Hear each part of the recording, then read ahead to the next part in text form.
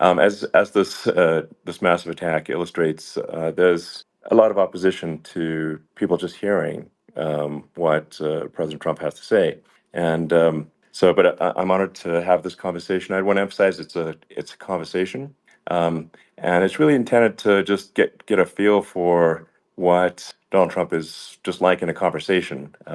It's hard to catch a vibe about someone if you just don't hear them talk in a normal way. And when there's an adversarial interview, like no one's themselves in an adversarial interview. And this is really aimed at kind of open-minded, independent voters who just trying to make up their mind. And so you can understand like what is what is it just like to have a conversation. So um, honored to Donald, great to speak. We had a great conversation yesterday. As you mentioned yesterday, if we could just record that conversation and post it, it would have been excellent. And I hope we can have something like that today. Well, I think we will. I'm pretty sure we will. And congratulations, because I see you broke every record in the book with so many millions of people. And it's an honor. We view that as an honor. And then you do want silencing of certain voices. Usually those are voices that have something to say that are constructive, oftentimes constructive. And Yeah. so we have to consider it an honor. But congratulations on breaking every record in the book tonight. That's great. Well, thank you. Well, I mean, maybe we could start off with, the assassination attempt, which was an incredible thing. And I have to say that, your actions after that assassination attempt were inspiring. You, instead of shying away from things, instead of ducking down, you were pumping your fist in the air and saying, fight, fight, fight. And I think that's, I mean, the president of the United States represents America, and I think that is America. That is strength under fire, and so that's a big part of the reason why I was excited to endorse you as the president of the United States for having another term here. Is that was just incredibly inspiring. But I mean, what was it like for you? Not pleasant, I It's have to not be honest. pleasant. I said there was Yeah. blood. I had Being more shot is blood. not much fun. I didn't know I had that much blood. The doctors later told me that the ear is a place that is a very bloody place if you're going to get hit.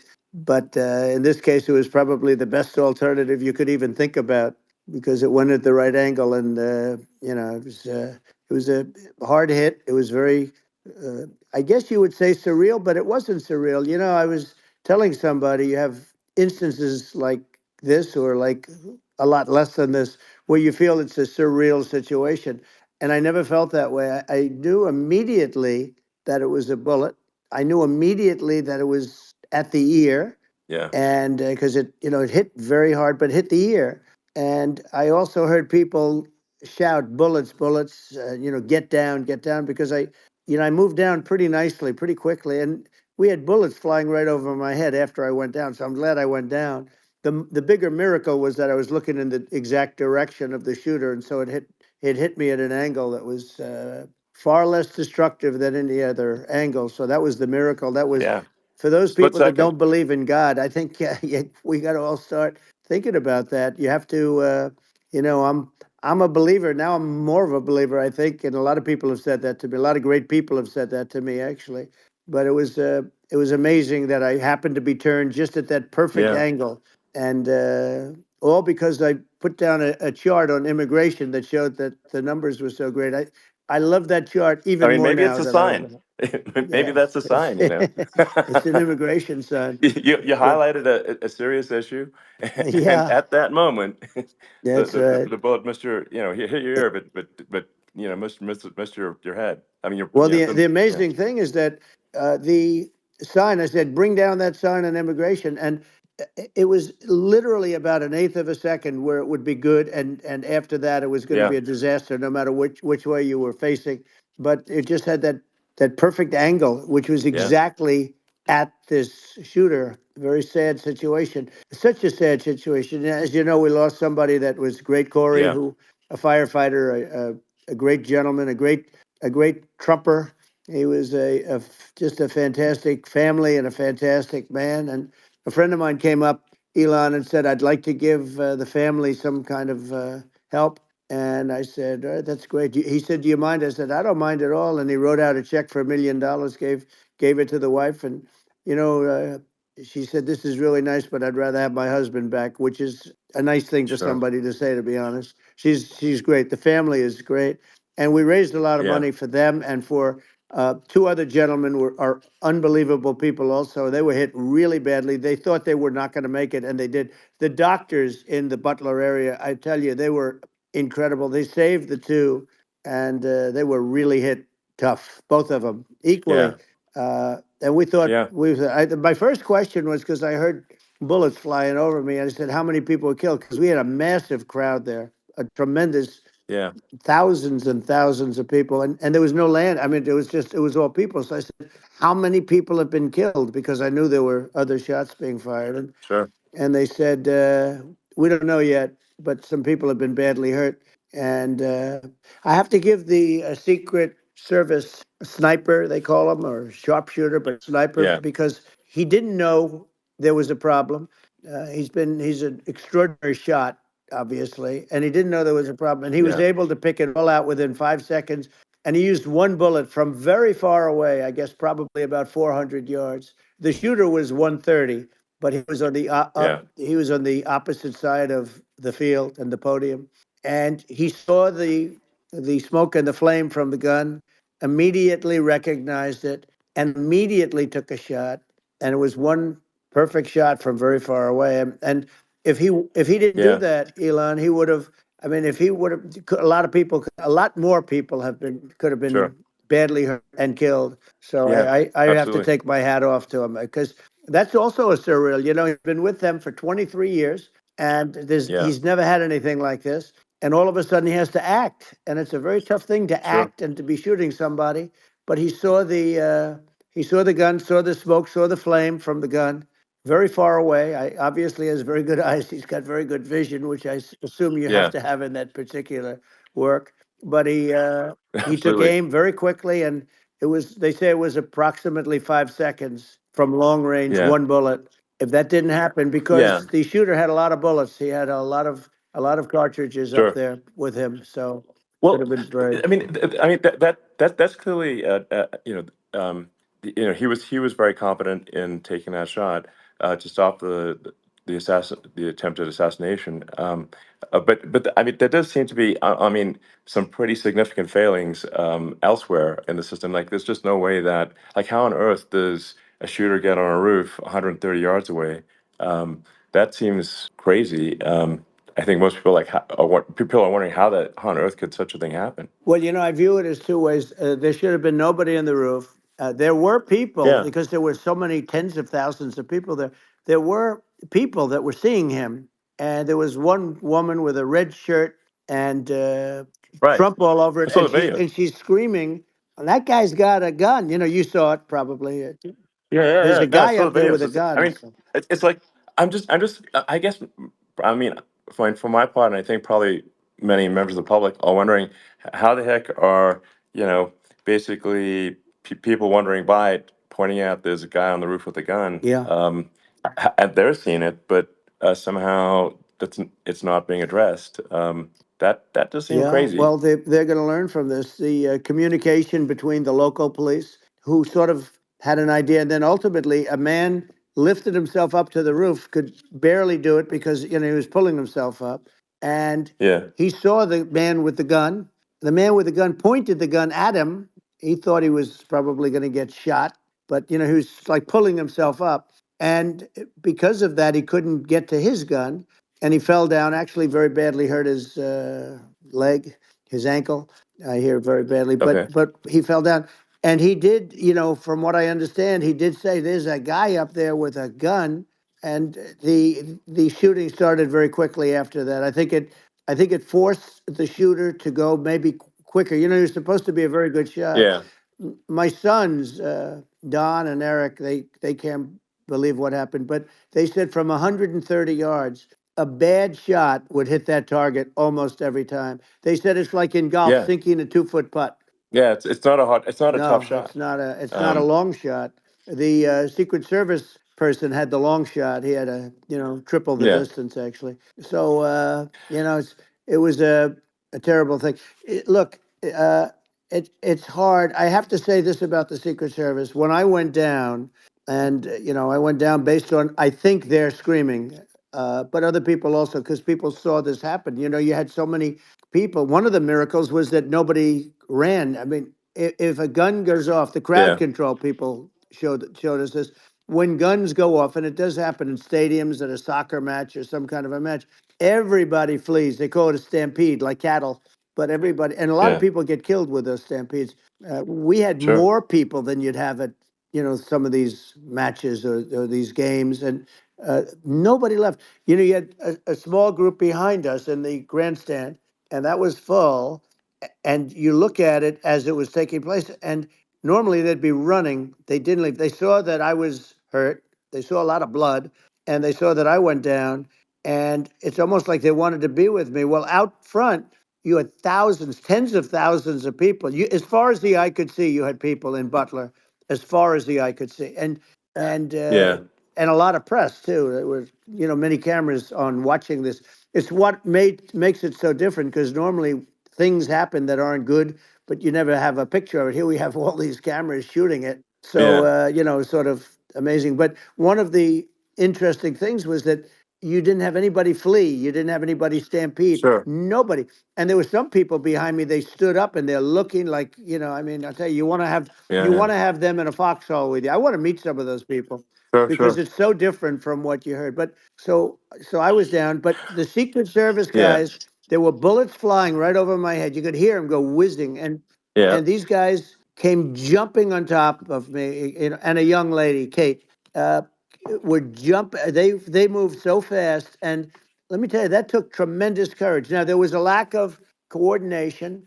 There was, obviously everybody understands that somebody that building should have been covered, and yeah. I mean, that was I the think big that thing. like, I mean, looking at the aerial views, that building would be like the number one spot for a sniper. I mean, it's like the if you were to pick like what is the favorite what if you so if the goal is to assassinate, what's your favorite spot? That building, the You're roof of right. that building would be number one. That would have been the spot. It's like you can ask for a better No, location. It's like number no, that one. would have been the spot. Um, You know what people think yeah, is when the local policeman, who, by the way, he really he did what he was supposed to do. He couldn't hold on any longer, and then when he got yeah, his head just peeking above, this guy standing there with a gun at his head, and when he fell down again, hurt his ankle very badly. But he was making the calls. But what happened is the firing took place very soon. So what they yeah, think is that this guy ran to his site, which he had all planned out with the gun.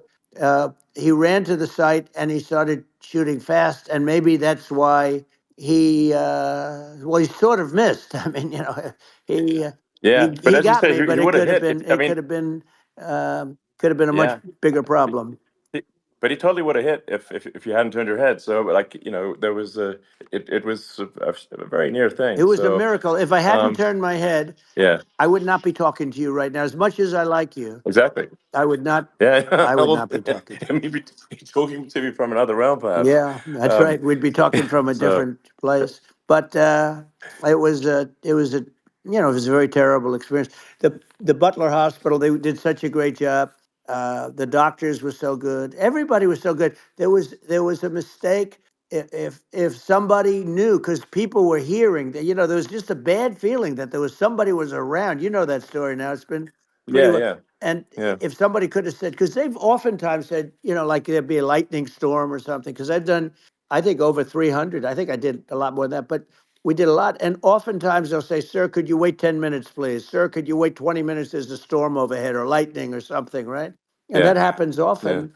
And this would have been a perfect time for that to have happened, but it yeah. didn't, it didn't get coordinated. That was the problem. Well, it was your. I think your actions in the heat of fire, and like what I find admirable there was that you can't fake bravery under such circumstances. The courage is instinctual, or it is not. It's not a rehearsed action, and so I just want to say that I think a lot of people admire your courage under fire there, and Well, yeah. So thank you very yeah, much. I appreciate it. I didn't think of it. I just wanted to get up. and I wanted to stand up. I wanted to let people know, I felt I was good when they were on top of me, covering me, actually, very much covering me, and very bravely. But I wanted to get up. I said, I want to get up, and they wanted, they have everything there. They wanted stretcher. I didn't like the stretcher, and I knew I was hit in the ear, but I knew I wasn't hit anywhere else. They felt I was hit someplace else Yeah. because it was such a lot of blood, and they were sure that I was hit someplace else, and they were saying, "Sir, you were hitting more than the ear." I said, "Nope, I was hit in the ear. I want to get up. Let me get up." And so I got up, and the crowd didn't know what to think. I mean, this was so many people, and you could see they were confused. They didn't know what to think, and I wanted to let them know I was okay. It was very important for me to let them Yeah. know that, and they went wild. You've seen the after. They didn't go wild when I Yeah. got up because they didn't know, was I alive. You really couldn't tell when I stood up before the hand, before the fist in the air. Uh, they didn't know if I was alive. Nobody did. And when I put the fist up, they were just relieved and happy and thrilled, and the place went crazy. It was pretty amazing. Yeah. It was a Well, terrible thing, but it it was was pretty amazing. incredibly moving. Yeah. Well, and I mean, speaking of the sort of slide that got you to turn that saved your life, really, was the illegal immigration Right. slide. Maybe this, That's right. maybe this is worth talking about that, It since was. It was. that slide You're saved your right. life, No, basically. the illegal immigration saved my life. You're right, but and I I had to know be at that's that the. exact angle. I mean, that's a great one. Saved by illegal You know, immigration. the incredible 100%. thing, though, when you talk about the odds, you had to be exactly at that angle. But the Yeah. incredible thing is that the chart, I used it less than 20% of the time. It was just a moment. Yeah. It's always on my left, never my right, and it's always at the end of the speech. So here Yeah. we have it. It's on the right, not the left. It's at the beginning, not the end. And even the people that put it up, they were unprepared, and they did a great job. They got it up immediately, fortunately. But I looked to the right, and the bullet came whizzing by, hitting my ear. So it was amazing. But when you think of the odds of that, and Yeah. Yeah. that normally you wouldn't use it. Normally I wouldn't have the thing, and then it would Yeah. have been a very different story. It's very much, I say, an act of God. It's a miracle that it happened, and I'm Sure. honored by it. I'm honored by it. Well, what were you about to say about illegal immigration before you were rudely interrupted with a Well, I was bullet? going to say how good the numbers were. By the way, we're going back to Butler, and we're going to go Great. back in October. We're all set up, and the people are fantastic in Butler. It's a great area. Great, these are incredible people. Like the three that, in the case of Corey, killed, and the other two, the families are. I got to know them a little bit, and the families are great. But we're going back to Butler, and I think I'll probably start by saying, as I was saying, As you were prior to saying, being so so, horribly interrupted. yeah, But yeah. So rudely interrupted by an yeah, assassination so I was, attempt. but no, but the chart, Some people have no manners. Elon, the chart was just a chart that in my last week we had the best illegal immigration numbers, meaning stopping. It was at the lowest. You've seen the chart; it's become quite a famous Yeah. chart. Yeah. But that was the lowest Yeah. point ever recorded. It was a really, I mean, I was very proud of those numbers. And then you see what happened with these people, Kamala and Joe. You see what happened. They just let it go. I had remain in Mexico policies. I had all these different policies that was so good. Uh, Guys like Tom Holman and Brandon Judd from Border Patrol. All these are all people that they've been on television. They says the best numbers we've ever had. We had so many different checks, catch and release in Mexico, not the United. We had catch and release in the United States. We had it in Mexico. We had so many things. We had things where if many people come in there, they have contagious diseases. We had everything passed. If you have a contagious disease, I'm sorry, but we cannot allow you into the country. So we were setting Yeah. literally records, and I all I was doing is showing that, and I use it sometimes, Sure. and in this case, I'm glad I used it. I can tell you that, but they were fantastic numbers. But I'm going to sleep with that chart always. I'll be sleeping with that chart. That chart was very important for a lot of reasons. Well, I mean, I mean, would it be accurate to say that you're supportive of legal immigration, but but we also need to shut down illegal immigration, and especially unvetted illegal Yes, immigration, because and that's not the same as saying that everyone who's an illegal immigrant is bad. In fact, I think most people who are illegal immigrants are actually good, but you can't tell the difference unless there's a solid vetting of who comes across the border. Does that accurately 100%. represent your position? I say it Okay. very simply. They have to come in legally. They have to be checked. Yeah. Because look, Kamala was the border czar. Now she's denying it. Everything that I do, she's Yeah. saying she was strong on the border. We're going to be strong. Well, she doesn't have to say it. She could close it up right now. They could do things right now. It's horrible. Uh, no tax on tips, and all of a sudden she's making a speech and there will be no tax on tips. I said that months ago. And by the way, they had just the opposite. They had not only tax on tips, but they hired 88,000 IRS agents, and many of them were assigned to go get waitresses and caddies and all of this on tips. They have a policy. They had a policy that they were really going to go after you and were really harassing people horribly. And then all of a sudden, for politics, she says, she comes out with what I said, which I think is terrible, and I think it's also hitting them very hard. These people are fake. Now they're also saying they did a good job on the border. We had the worst numbers in the history of the world, not of our country. There's never been a country in history that has had a catastrophe like this. We've had, I believe, and I think you believe this too. You hear 12 Yeah. million, 13. I believe it's over 20 million people came into our country, Yeah. many coming from jails, from prisons, from mental institutions, or a bigger version of that is Yeah. insane asylums, and many are terrorists. And I'll tell you what, they're coming not just from South America, they're coming from Africa, they're coming from all over the world. They're coming from Asia, they're Yeah. coming from the Middle East, they're coming from countries that are uh, stupidly and horribly bombing Israel October 7th. They're coming from all over the world. And you look at, it's so sad, October 7th, because it should have never happened. Yeah. It's so sad when Sure. you look at Ukraine. It should have never happened. We have a defective Yeah. government. These are defective people, and they're not people that should be running it. But where you see it the best is the border, because you have millions of people coming in a month, and then she gets up and she tries to pretend like she's going to do something. She had 3.5 years, and by the way, they have another 5 months that they can do something, but they Yeah. won't do anything. It's all talk. She's No. incompetent, and he's incompetent. And frankly, I think that she's more incompetent than he is. And that's saying something because he's not too good. Yeah. No, I think it is essential to have a secure border. I mean, you're really not a country unless you have a Correct. secure border.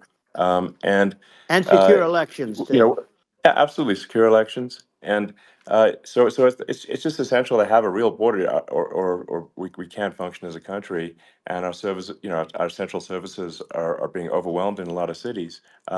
And as we were talking about earlier, I think having a legal immigration process that is smooth and efficient and done well, and speaking as someone who is a legal immigrant, and I think I mean, like one way to think of it is, who do you want on your team? Who do you want on Team America? And I think we want to just say, okay, we want to let in people who are gonna, be great contributors to our society and to our economy, Right. and who do you want on the team? And it's not to say that, like in my opinion, actually, I'd say like probably most of the illegal immigrants actually are actually good, hardworking people. That's my opinion. But some are not, and you just have this sort of adverse selection process where, if somebody's if somebody's like uh, has a career in theft or robbery, I don't understand what's taken them so long to get here. Because we're such a target-rich environment. I mean, why aren't more people who have a career in, bad things coming here sooner? Because I mean, it's a piece of cake to go rob, houses in LA or New York, compared to other parts of the world. And in a lot of places in America, if you try to stop the person who's robbing you, you'll be arrested. Yeah. Yeah. So it's It's insane. it's right. I mean, what's happening with crime? and our police are so good, but they're not allowed to do their job. But I have to tell you, Elon, I They're hate not. to say it because it's such a downer to say it. I hate to say it. I hate it. But you have a lot of people that just shouldn't be. I think it's a much bigger number than you think. They're I allowing, think you're again, right. they're Yeah. allowing people from their jails. And if you were running one of these countries where they're coming from, you would have had all of them. As an example, Venezuela, their crime is down 72%. They're taking their drug dealers. They're taking, frankly, their prisoners. They're emptying out their prisons. They're taking their criminals, their murderers, their rapists, and they're Yeah. delivering them into But the. that's what Castro did Yeah, that. well, he You know. did on a much smaller scale. Yeah. You know, it was a much smaller Yeah. scale. But this is a massive scale because this is being done worldwide. But here's what's happening: crime all over the world is down. And wait till you see the numbers that we have. You know, these this is migrant crime. This is crime that's going to be. Yeah. And I saw it today in New York where somebody was knifed with a raped the girlfriend of a man that stood there watching in New York in one of the shelters and started Sure. pulling out the knives, and bad things happen today. But this is happening every day. These are rough people. These are people that are in jail for Yeah. murder and all sorts of things. And they're releasing them into our country, and they're telling them, if you come back, we're going to kill you. We're going to give you the death penalty or kill you. So they don't want to come back. But these are rough people. Yeah. These are criminals that make our criminals look like nice people. And it's horrible what they're doing. And she's in charge of it because, you know, now she's trying to say she Sure. had nothing to do with it. And she's such a liar because she was called the border czar the first day, and it was on the headlines of every newspaper. She's the border czar, and she never even went there. She went to one location, which had nothing to do with where the problem is. You know, she went in and out, I Right. guess, because she was getting a lot of pressure, Yeah. but Yeah. had nothing to do with the problem Yeah. is. But she was Well. the Well. border czar, and the people Yeah. Yeah. can't allow them to get away with their disinformation campaign. Now she's trying to say that she wasn't. She wasn't really involved, and the whole thing is horrible. She was totally in charge. She could have shut the border down without him. He didn't know what he was doing anyway, so he wouldn't have even known Yeah. what happened. You could shut the border down; he Yeah. wouldn't even know the difference. But uh, the fact is that she was border czar. But if you don't have to call her Yes. that, the fact is you could just call her. She was in charge of the border, and the border was the worst Right. ever. It's simply not working. No, It's it's I mean horrible. whether it's by whether it's a question of intention or competence, either way, we don't have a secure border, and we have people streaming over like it looks like a World War Z zombie apocalypse at times. And you know, sometimes you got to sort of wonder, like, is it real or not? So because you see things, you're like, is it real? So I went to the border at Eagle Pass, and I saw for myself in Texas, and I was like, okay, it's real. I'm like seeing this in real time. I actually posted the video like just live. I just flew there one day and just to see, hey, is this made up or real? And I'm just seeing people stream across the border, and I have to say, at least the people that I saw did not look friendly. So These are people people. can look at my video and say, hey, Yeah. does these people look friendly? I don't look super friendly. So, These are people that um, Elon would not be the same man if he had to walk across the street and look these people in the eye. These are rough people. These are really rough people coming across. And I know rough people. And these are people that we don't want in our country. And you know, the caravans are coming in and they're putting and who's doing this are the heads of the countries. And you would be doing yeah, it, and so would I. And everyone would say, oh, what a terrible thing to say. The fact is, it's brilliant for them because they're taking all of their bad people, really bad people. And I hate to say this, the reason the numbers are much bigger than you would think is they're also taking their non-productive people. Now, these aren't people that will kill you. We have enough of them, but these are people that are non-productive. They are just not productive. I mean, for whatever reason, they're not yeah, yeah, workers or they don't want to work or whatever. And these countries are getting rid of non-productive people in the caravans in many cases, and they're also getting rid of their murderers and their drug dealers and the people that are yeah, really brutal people. And they're coming into our country yeah, at levels that have never been seen before. And I saw an ad just before I got on the air. I'm walking over here, and I saw an ad by Kamala saying how she is going to provide border security. Where has she been for 3.5 years? For 3.5 years, yeah. No, no. This is we have 20 million people I poured think in. is It's a terrible Yeah, I thing. think this, frankly, I think this is a fundamental existential issue for the United States. And if we have another 4 more years of open borders, and it's going to be even worse with another 4 more years. It's going to be even worse than it's been for the past 3.5 years. I'm not sure we've got a country You don't have left a country at that left. point. Elon, if they get in, you will have 50 to 60 million people from all over the world, not South America only. You know, we think of South America, we think of Honduras and El Salvador, Guatemala, and Mexico, you know, the four. But it's not that, it's everywhere. They're coming in from Yeah, everywhere.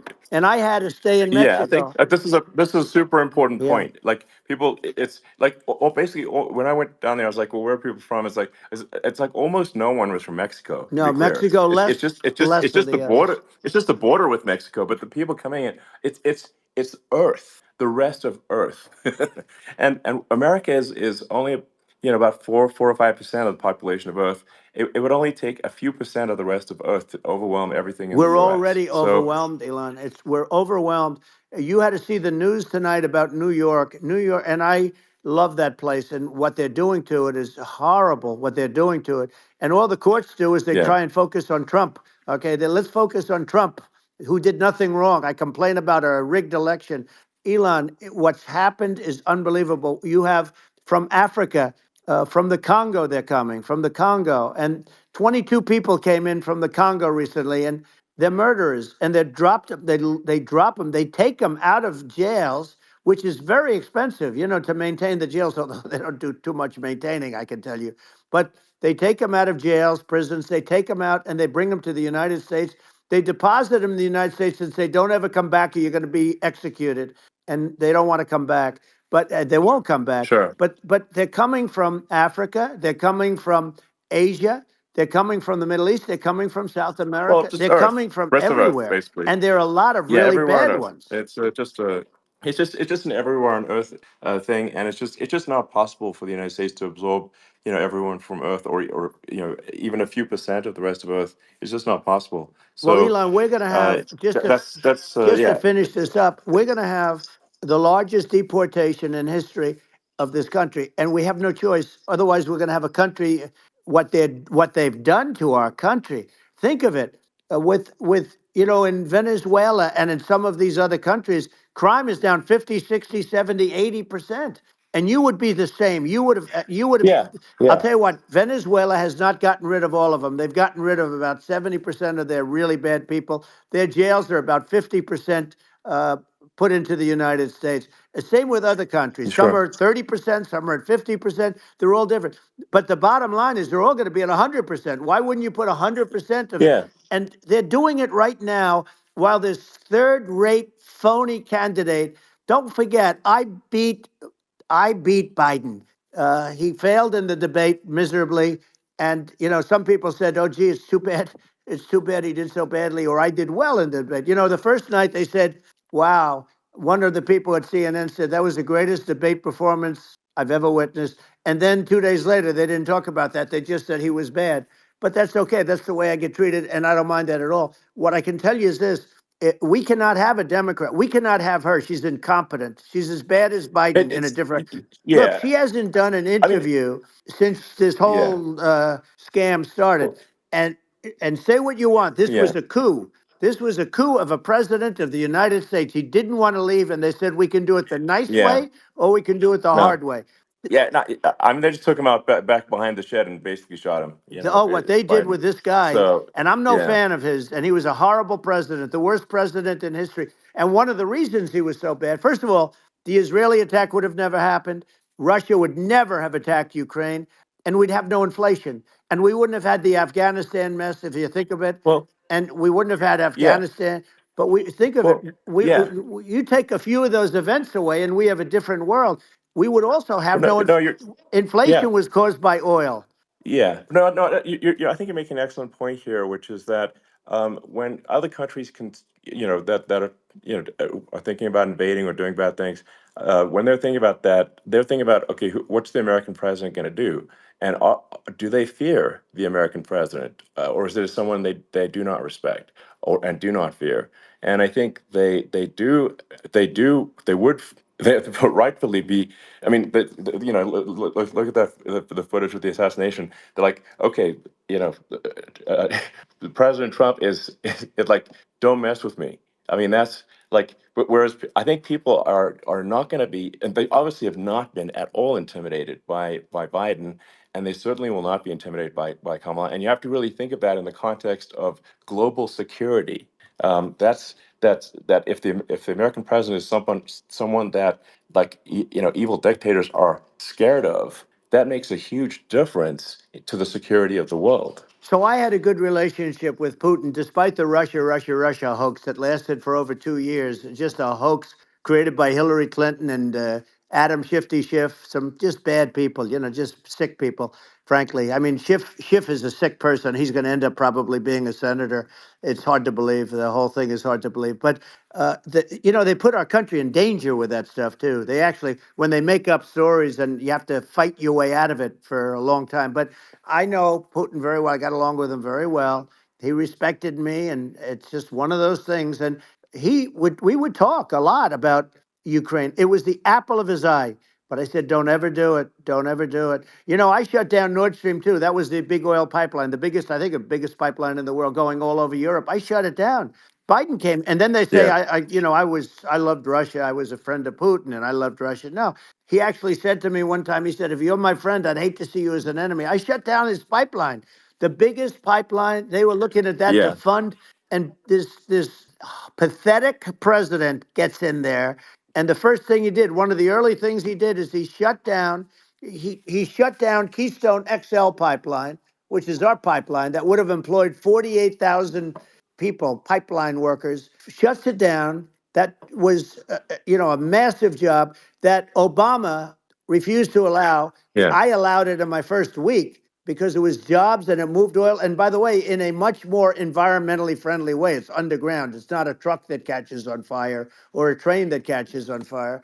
But think of it. He shut down the uh, XL pipeline, the Keystone XL pipeline. He yeah. shuts that down and he approves the Russian pipeline, Yeah, it doesn't make any right? sense. It's like it's inconsistent.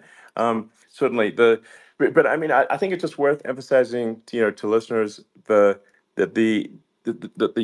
immense importance of whether the United States president is intimidating or not intimidating, and how much that matters to global security.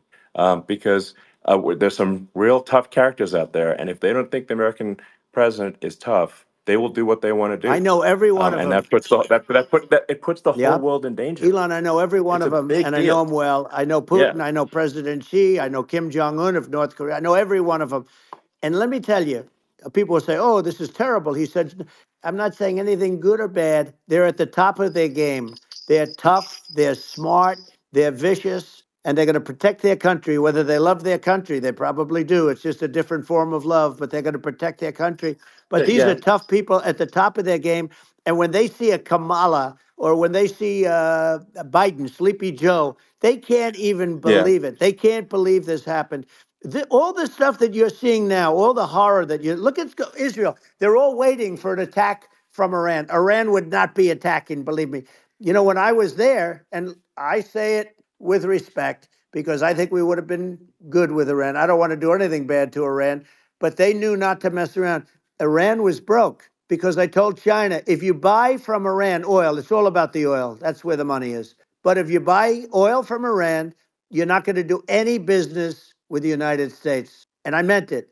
And they said, we'll yeah, pass. yeah. They didn't buy oil. Other countries, likewise. Sure. You want to buy, you're not doing business with the United States. And they were at a point where they had no money for Hamas. They had no money for Hezbollah. They had no money for any of these instruments of terror. And it was amazing. In fact, there were articles when I was leaving, which is hard to believe, actually, especially when you look at what's happened to our country. Our country is so bad right now. It's such a different place. We were respected. Think of it. 4 years ago, we were so respected to a point where when I said don't buy oil, they didn't buy oil, but they had no Yeah, money yeah, and Israel would have never been attacked. It is zero chance. And again, I said to Vladimir Putin, I said, don't do it. You can't do it, Vladimir. You do it, it's going to be a bad day. You cannot do it. And I told him things that what I do, and he said, no way. And I said, way. And it's the last time we ever had the conversation.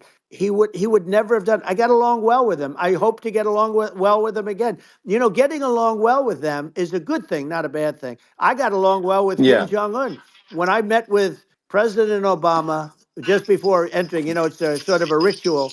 And I sat down with him and we talked. It was supposed to be for a very short period of time. It turned out to be a long period of time. I said, "What's the biggest problem?" He said, "North Korea." I had that problem worked out very quickly. It was nasty at the beginning with Rocket Man and all the different things, Yeah. but all of a sudden I Those got a some those call. those some Oh, those were some epic tweets, by the way. yeah, they Those were were no, like they were epic. absolutely. Everything he said that he has a I- red button on his desk. I said, I have a red button on my desk too, but my red button is much bigger, and my red button works. And then I called him Little yeah. Rocket Man of Little Rocket Man.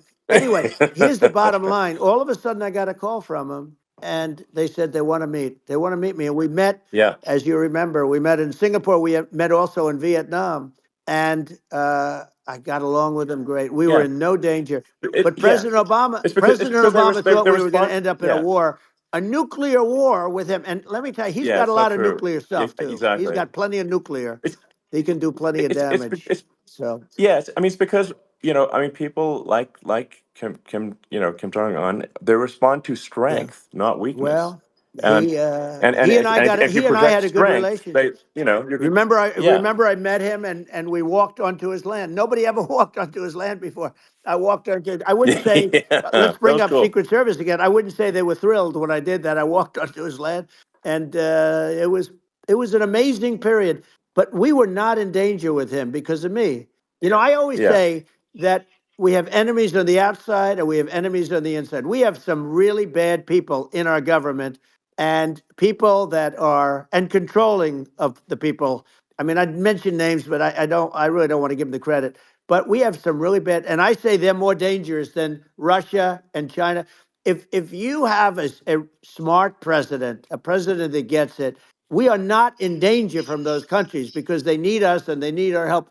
I mean, we forced Obama. If you think about it, Obama and Biden and Bush, to a certain extent, in all fairness, forced Russia and China together. And if you're a history student, the first thing you learn is you cannot let Russia and China align. But then they also got, if you take a look, Iran and they have North Korea. That's, they call it the axis of evil.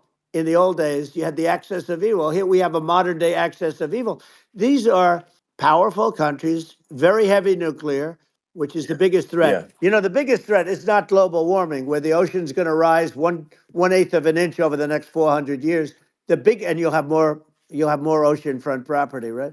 The biggest threat is not that. The biggest threat is nuclear warming because we have five countries Well. now that Yeah. have significant nuclear power, and we have to not allow anything to happen with stupid people like Biden. Biden did something with Russia.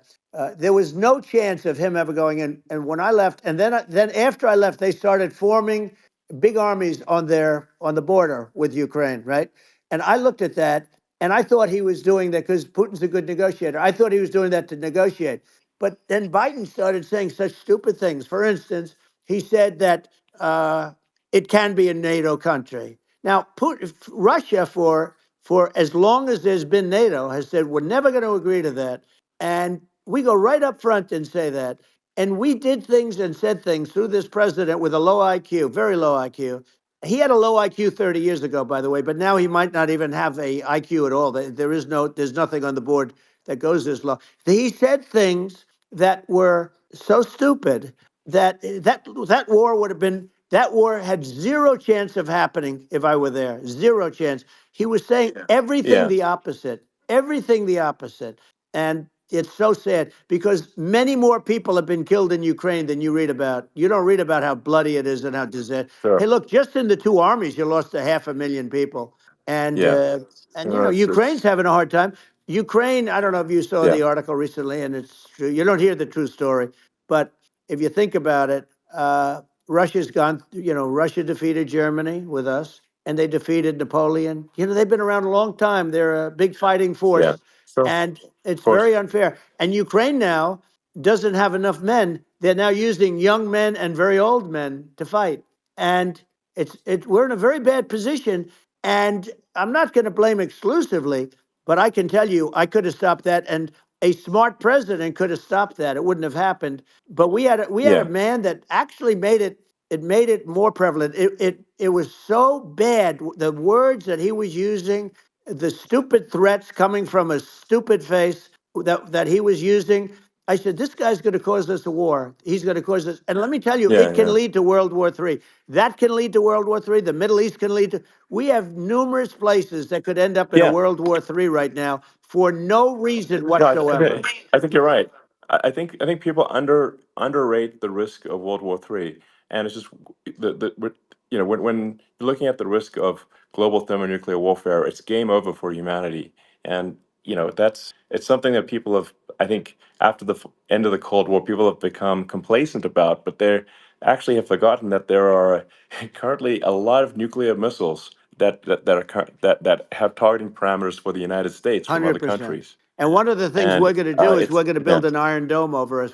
Israel has it. We're going to have the best iron dome in the world. We need it, and we're going to make it all in the United States. But we're going to have protection because it just takes one maniac to start something. We're going to have protection, and we're going to have. Why shouldn't we have an iron dome? Israel has one. Some other places yeah, have one that nobody even knows about, frankly. But Israel has it. We're going to have an iron dome. But with all of that being said, to me, that's so important, the most important. But with all of that being said, the election's coming up, and the people want to hear about the economy and the fact that they absolutely, sure. can't buy groceries because they don't have enough money to buy groceries. The inflation has killed them. Food prices are up 50, 60, even 100% in some cases. And this stupid administration allowed this to happen. And it's a shame. And that's the thing that people most care about, in my opinion. They care about the border a lot. And we discussed the border at great length. It's nice to have a Yeah, yeah, forum like this where I can discuss something at length. And by the way, you think Biden could do this interview? Do you think that Kamala could do this interview? They would take a pass on no, they you. cannot. So they don't need Elon. They don't need Elon screaming out questions. It's pretty sad when you think that somebody that does this for a living can't answer a question or is afraid to do an interview. And in her case, with a very friendly interview, she's got all friendly interviewers. It's pretty sad. Yes, But the absolutely. big thing now is the Well, economy, Elon. And yeah, as much as yeah, I mean, I view nuclear as the single most important thing, but a lot of people don't. A lot of people don't understand that. But it doesn't have to. If I understand it, that's all you need. Because if I was president, you're not going to have that kind of a problem. But the thing that they really is making them angry is what Kamala and Biden have allowed to happen to the economy. It's a disaster with inflation. The inflation. It yeah, doesn't matter what you make. The inflation has eaten you alive. If you're a worker or if you're just a middle income person, you can't afford. 4 years ago, 5 years ago, people were saving a lot of money. Today, they're using yeah. all their money and borrowing money just to live. It's a horrible thing Right. that's happening, and we'll end that Well, I think quickly. a lot of yeah, a lot of people just don't understand where inflation comes from. Inflation comes from government overspending because the checks never bounce when it's written by the government. So if the government spends far more than it brings in, that increases the money supply, and if the money supply increases faster than the rate of goods and services, That's right. that's inflation. So really, we need to reduce our government spending, and we need to re-examine. I think we need like a government efficiency commission to say like, hey, where are we spending money that's sensible? Where is it not Right. sensible? And we need to live within our means. We're currently adding, I think, $1 trillion to the deficit roughly Right. every 100 days. That's right. And the interest payments on the national debt have now exceed the defense budget. It's on the order of It's $1 trillion, and interest. it keeps Yeah, I growing. rebuilt our military, largely rebuilt our military, did a great job on it, which was so important. We had jets, we had fighters that were, and bombers that were 70 years old. And we did a great job in that. Then by the way, then we gave 85 billion of it back to Afghanistan, if you can believe it. We gave them 85 billion. They're one of the largest sellers Yeah, of military equipment in the world. They're selling what we gave them. That was one of the most embarrassing days in the history of our country. But if you think about let's go back to the economy. We have to bring energy yeah, prices down. Energy started at the price of gasoline. Now your cars don't require too much gasoline, so you have a good, and you do make a great product. I have to say, I have to be honest with you. Thank That you. doesn't mean everybody should have an electric car, but these are minor details. But your product is incredible. But but the Thank you. gasoline, Elon, is the cost of energy. Not only gasoline, it's the cost of heating your house and cooling your house. That has Sure. to come down. It's gone up 100%, 150, and 200%, and that has to come down. When that comes down, and we're going to Yeah. drill, baby, drill. They stopped drilling, and then they went back to drilling because they went back to the Trump policy. But if they won the day after they get into office, this country will go out of business because they're going to go to an energy policy that's not sustainable, wind and different things. You're not going to have anything. Yeah. And I know you're a big fan of the AI, and I have to say Yeah. that AI, and this is shocking to me, but AI requires twice the energy that the country already produces for everything. So you're going to have to build. We're going to have to build a lot of energy if our country will be competitive with China, because that's our primary competitor for this on the AI. You're going to Sure. need a lot of Well, I mean, electricity. You're going to need tremendous yeah. electricity, like almost double what we produce now for the whole country, if you can believe it. Sure. Well, just going, back to this, like this basic thing, which that people try to make it sound complicated, but it's not. But inflation is caused by government Right. overspending. Would you agree that we need to take a look at government Yes. spending and have perhaps a government efficiency commission that just tries to make the spending sensible and so that the country lives within its means, just like a The person does. waste is incredible, and nobody It negotiates is. prices. You used to have a lot of people making jets, and you end up with two companies, and they'll probably try and merge at some point. I mean, I went through it like Air Force, just a thing like Air Force One. One of the first documents they asked me to sign, a general said, "Sir, would you please sign this document?" And what is it? Air Force One. That's with Boeing, which is basically two planes, two 747s, and the price was Yeah. $5.7 billion for two planes. Now they're Wow. highly sophisticated. That's They're insane. even nicer than your plane, okay? But much more sophisticated. They're very. I won't say what's on it, but they got a lot of stuff on it. Anyway, but it's Sure. 5.7. I That's a crazy It's a number. crazy number, but I said I'm not going to pay 5.7. I'm not going to do it. I said, who made the deal? Obama and his people. I said, well, then I know the deal's no good. I'm not going to do it. And over a course of about 4 weeks, by my saying I'm not going to do it, I got the price reduced by $1.6 billion for the exact same plane, other than we had a nicer paint job, if you want to know the truth. But for the exact same plane, I saved one. And I said to Boeing, man, you guys must make a lot of money if you can reduce the price by that. But now what I do hear is that they're going back to the Biden administration and wanting big cost overruns, because they see these dopey suckers in there, and they'll end up getting some of the money back. But I shaved it by $1.6 billion for the exact same plane. And you can now take that and multiply that out times thousands of other Exactly. items. And Multiply it by yeah, a the zillion. numbers are And yeah. Yeah. astronomical. I agree with you. Well, I mean, if so, I think it would be great to just have a government efficiency commission that takes a look at these things and just ensures that the taxpayer money, the taxpayers' hard-earned money, is spent in a good way. I'd be happy to help out on such a commission I'd if love it. it were formed. Well, you're the greatest cutter. I mean, I look at what you do. You walk in and you just say, "You want to quit?" They go on Yeah. strike. I won't mention the name of the company, but they go on strike, and you say, "That's okay. You're all gone. You're all gone." So every one of you is gone, and you are the greatest. You would be very good. Oh, you would love it. But if you look at Argentina. Well, I'd be happy to Yeah, by help the way, out. congratulations. I Yeah. just looked at the number of people that are listening to you and I chat. We'll call it a chat, but Yeah. congratulations. This is very good. I mean, it's great. And you're an interesting character. The new head of a place called Argentina, and he's a big, Malay's awesome. he's great. And Yeah. he's a big MAGA fan, that he ran on MAGA. And he took it to an extreme too. He ran on MAGA, and I hear he's doing really a terrific job. It's called Make Argentina Great Again. It worked out perfectly. He came in, he bought a lot of hats, he brought over, but he's doing a big job. He really cut. And I'm hearing Yeah. they're starting to do pretty well. Inflation's getting down. They had like Yes, exactly. 2,000%. And they had inflation like not normal inflation. They had the real deal.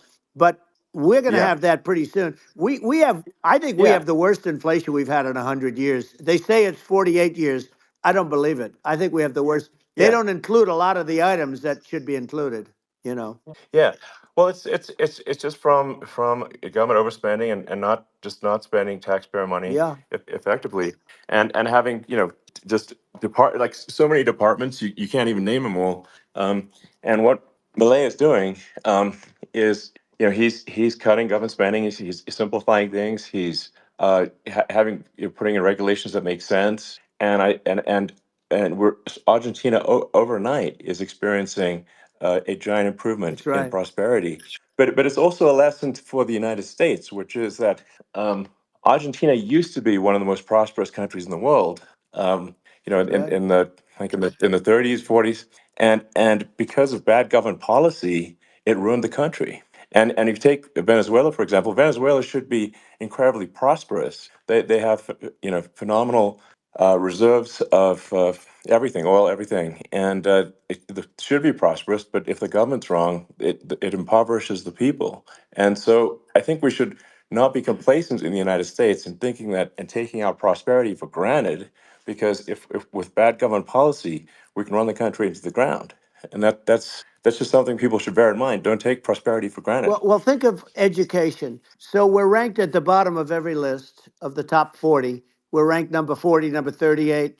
Uh, Norway, Switzerland, Sweden, different countries are ranked good. Actually, China's pretty close to the top. They're a top 6 or 7, but we're ranked at the bottom, almost at the bottom, 38, 39, 40.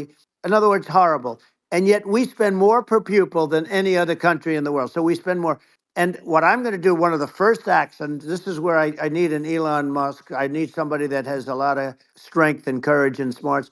I want to close up Department of Education, move education back to the states, where Yeah, where states like Iowa, where states like Idaho, not every state will do great, because states that basically aren't doing good now. You look at Gavin Newsom, the governor of California.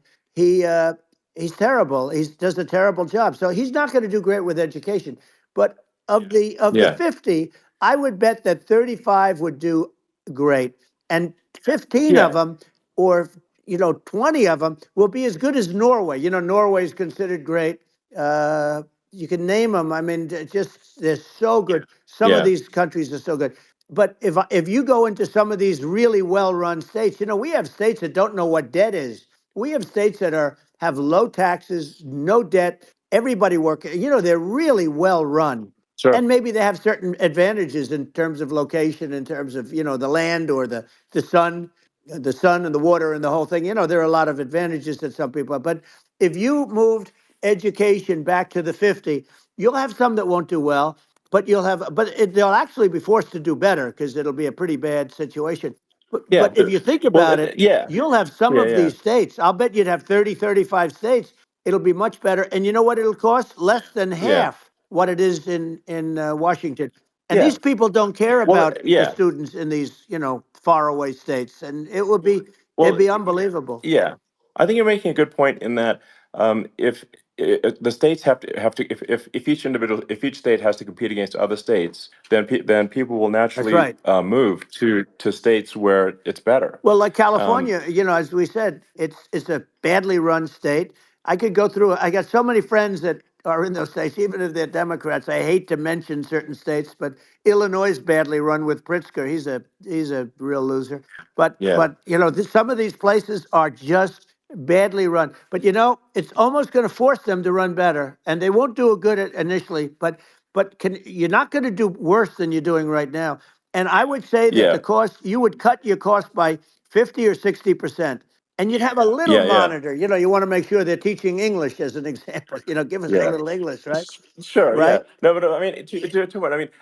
Some of these governors are doing so badly. I mean, they got so many people moving out of their state. They should get U-Haul Salesman of the Year award because they're driving so much U-Haul It's sales. actually It's just amazing. people moving out. Isn't it amazing to you as a businessman that they can even survive? Like Illinois, so many people are leaving, and you wonder, how do they survive? I mean, how do they survive? Uh, I saw where you left California and you moved to Texas. Texas does a great job. But I Yeah. mean, I just wonder, how do these states survive when big businesses, a big oil company just left California, as you know, and they moved to Texas. How do these big states survive when they lose so many businesses and their taxes are already really high? The taxes are among the highest Yeah. taxes. You almost wonder, how do they continue on? And in many cases, the governors don't do a good job, and they're crime-ridden places. You wonder, how do they continue to just go on? It's Well, not a good I think there's. situation. I mean, I think the only thing that's going to force some of these states to change is if they risk bankruptcy and they're not getting bailed out by the federal Right, government. right. Well, That's you're the gonna only thing have that's going to that. get them to change. You remember the Yeah. area in California where they had that, where I guess somebody had sticky fingers and they stole a lot of money, and they went into a form of chapter, and it was very Yeah. nasty for Yeah. a period of time. But now it's probably the most popular place in all of California. So at some point, something like that may have to happen. But the problem is, you can't penalize people that loan money to the state when you have incompetent people like a Pritzker. Look, the family didn't want him in the family business, and then he ends up being governor of Illinois. So what is he going to be? Is he going to be a great governor? And you have people. I could name every one of them. I got to know every one of Yep. these, and some are very good, and some are just horrible. Well, I think that I mean the larger point here, too, as you're saying, like a lot of people are concerned about the economy, a lot of people are concerned about inflation, and inflation is effectively a tax on people that save money, Yeah, and for people that are working day to day, it's just a form of taxation. And if we can solve the government spending problem, we'll solve the inflation problem, which means people will have a better standard of living, and yeah. that's a really big Well, the deal. people that got hurt Um, worst are the people that did it the way they were taught to do it all through, their younger life and their young life and their whole life.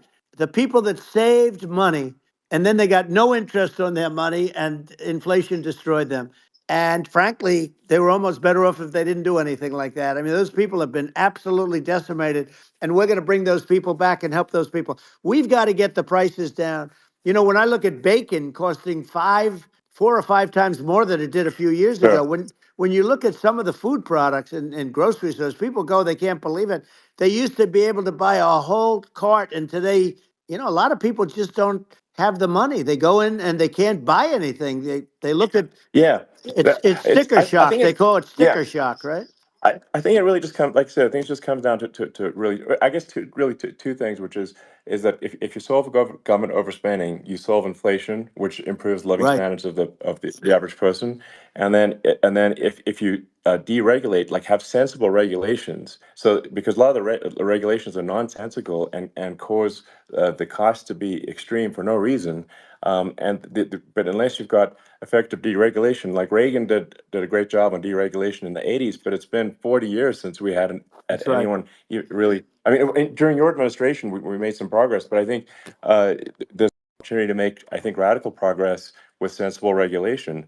Yeah. And Well, if it was Elon, those two things, yeah, those are the big yeah, we deals. set a record. We did more deregulation and more restrictions on all of the different businesses than any other president. Remember, I had the rule for everyone we put in, you have to get rid of 10 or 12. And we did Yeah, radical cuts on all of that. And a lot of that's being put back by this administration. And we did radical cuts on things that weren't necessary. But we were all set. We had the best economy ever maybe in the world. And then what happened is COVID came in, and we had to focus on that, and nobody knew what it was. And I always say I got good marks on economy, good marks on military. We knocked out ISIS. We did so many different things. We rebuilt. But, I never got the credit that we really deserved on what we did with COVID. We never got the credit. But if had that not happened, a gift from China, from Wuhan, came in from Wuhan, the Wuhan labs, and I always said it, and it turned out to be right. But yeah, had that not happened, we were set to start reducing debt. We were going to reduce taxes further. I gave the largest tax cuts, and we were going to reduce taxes still further for middle income people, not only businesses. But we did it for sure, businesses because they're the ones that's why we had the great job numbers. But we were set to really start reducing debt. And, we're sitting on the biggest pile of liquid gold anywhere in the world, bigger than Saudi Arabia, bigger than Russia. and we were going to drill, and we were going to make so much money. We were going to supply Europe with oil. I had stopped the Russian pipeline, and we were going to supply them with oil and gas. We were going to make a fortune, and then the COVID came in, and we really had to divert. Then what happened is when they came in, we kept a lot of businesses alive. If I didn't do what we did, we would have had a 1929 type depression. But the problem is when Biden came in, he got trillions of dollars and just started spending it stupidly. You didn't need it anymore. We got over that bad period where everybody was dying and feeling, it was just not a good period. Interestingly, during his administration, many more people died during his administration of COVID than during my administration, and we really got the brunt of it. But people don't realize more people died during his administration than ours. But it diverted us from doing what I wanted to do. But we had the greatest for almost 3 years. We had the Yeah. great, and you know that probably better than anybody. So many of your friends said to me, the best years we've ever had in business were during the Trump years, and also said that African American, Hispanic American were so incredible. They were having the best Asian American women, men, young people without a diploma, young people that graduated from the best colleges, from MIT, from the Wharton School, from all of the great colleges, Harvard. They were doing better, and people without a diploma were doing better, and everybody was happy. And then COVID came, and Sure. we had the problem is they spent trillions and trillions of dollars. They wasted. They shouldn't have taken any money, and we wouldn't be having inflation right now, which is killing our country. Yeah, yeah. Yeah, and absolutely. And I mean, I should probably say something about like maybe my views on climate change Yeah, and oil and gas, because I think I'm probably different from what most people would assume.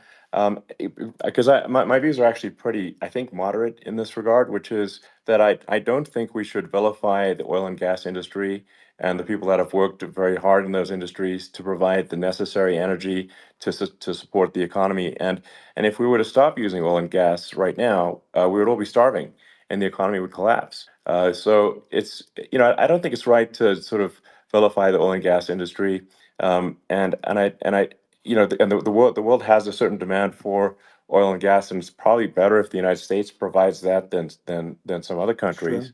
And it would help with prosperity in the U.S. And at the same time, obviously, my view is like we do over time want to move to a sustainable energy economy, because eventually you do run out of. I mean, you run out of oil and gas. It's not there for. It's not infinite. And there is some risk. I think the risk is not as high as a lot of people say it is with respect to global warming. But I think if you just keep increasing the parts per million in the atmosphere long enough, eventually it actually simply gets uncomfortable to breathe. People don't realize this. If you go past 1,000 parts per million of CO2, you start getting headaches and nausea. And so we're now in the sort of 400 range. We're adding, I think, about roughly 2 parts per million per year. So I mean, it still gives us. So what it means is like we still have quite a bit of time, but so there's not like we don't need to rush, and we don't need to like stop farmers from farming, or you know uh, prevent people from having steaks or Right, basic stuff like right. that. Like you can leave the farmers alone, I agree. in How my opinion. crazy is that where I mean, you have farmers that are not allowed to farm anymore and have to get rid of their cattle, and the whole world is yeah, a that's little silly. crazy, but it's largely taken its lead from us. I do say though, I've heard in terms of the fossil fuel, because even to create your electric car and create the electricity needed for the electric car, fossil fuel is what really creates that at the generating plants. And so you sort of can't get away from it at this moment. I mean, someday you might be able to, but I do hear we have anywhere from 100 to 500 years left. Much of it hasn't even been found yet. Yeah, But there are tremendous, like Anwar. I got Anwar in Alaska approved. Ronald Reagan couldn't do it. Nobody could do it. Everybody tried. Nobody could do it. I got it approved. The first thing that Biden did was unimprove to get rid of it. He ended yeah, it. His secretary went in and she ended it. And what a disgrace. That's Anwar. That's bigger, or they think it could be bigger than Saudi Arabia in Alaska. Could be bigger than Saudi Arabia. but they went in and they terminated it. And I'll get it going very quickly because not only is it big for Alaska, I mean, you talk about economic development, that for the United States, I mean, that is, they say bigger than Saudi Arabia or the same size and pure, Yeah. really good stuff.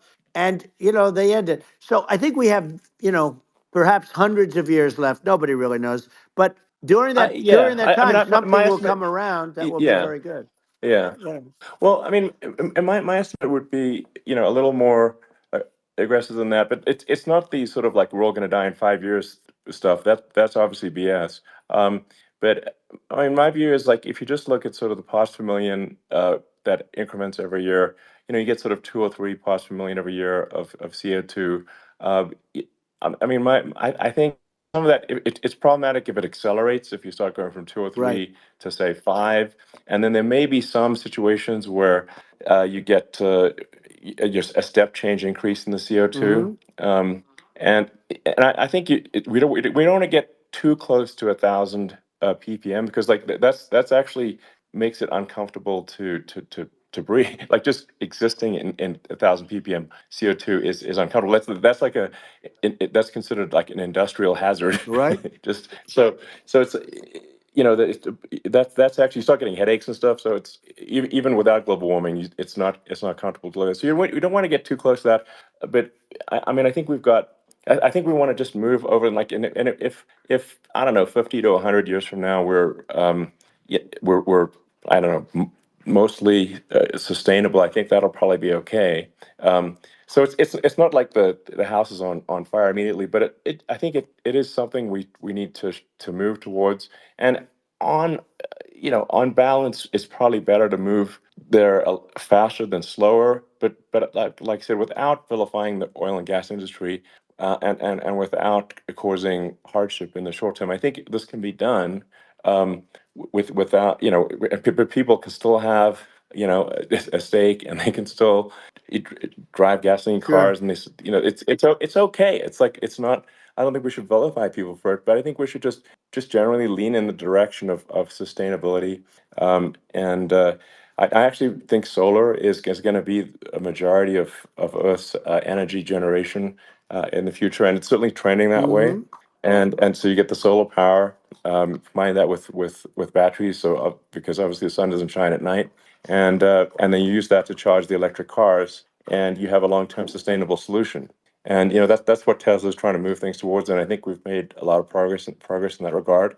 But when you look at our cars, we don't believe that environmentalism, that caring about the environment should mean that you have to suffer. So we make sure that our cars are beautiful, that they drive well, that they're fast, they're sexy. I mean, they're cool. In fact, literally, I mean, the sexy joke, Model S, Model 3, Model X, and Y spells out sexy. It's probably the most expensive joke out there. Right.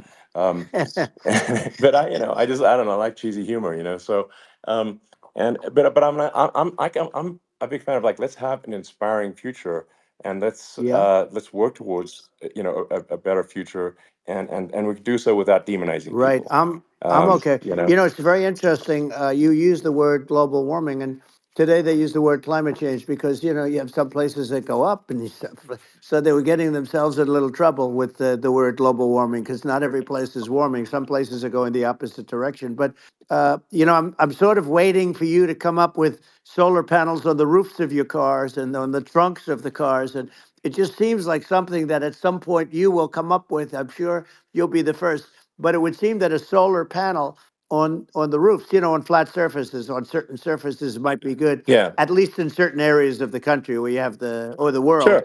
where you have the sun. But I would think, and I have no idea because that's not my world, but I would think that this would be something that would be interesting. But the one thing that I don't understand is that people talk about global warming or they talk about climate change, but they never talk about nuclear warming.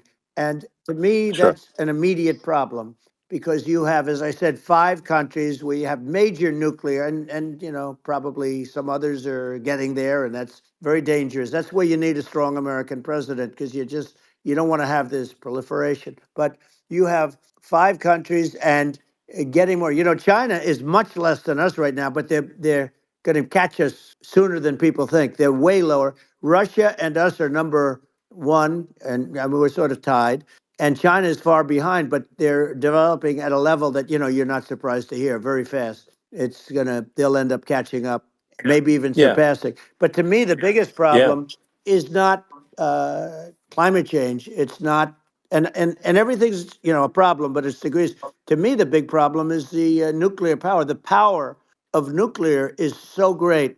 And when I talk Yeah. Yeah. about Nuclear power is underrated. It's I'll awesome. prevent World War Yeah. III, Oh, I will. But the truth okay. is that you have to, because this is no longer army tanks going back and forth and shooting at each other. This is Yeah. a level of destruction and power that nobody's ever seen before. Yeah, and actually, there's the bad side of nuclear, which is a nuclear war, very bad side. But there's also, I think, nuclear electricity generation is Absolutely. You're underrated, right.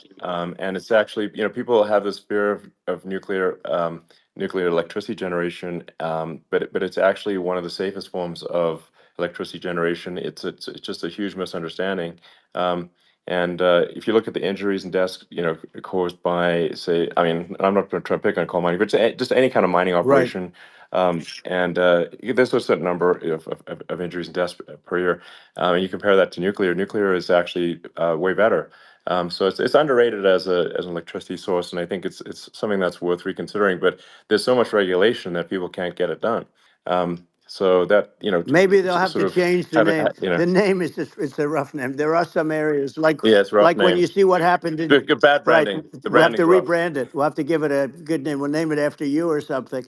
No, No, it no, has hey, it has a branding problem. When you see what happened in it does have a branding problem. when you see what happened in Japan, where they say you won't be able to go on the land for about 3,000 years. Did you ever see that? And in Russia, where they had the problem, where there's a lot of bad things happened, and they have a problem. And they say that in 2,000 years, people will start to occupy the land again. You realize it's pretty bad, No, but that's not true. but you're Well, no, right no, about it. It's amazing. it's actually not that bad. So like after Fukushima happened in Japan, like people were asking me in California, are we worried about like a nuclear cloud coming from Japan? I'm like, no, that's crazy. It's actually it's not even dangerous in Fukushima. I actually flew there and ate locally grown vegetables on TV to prove it.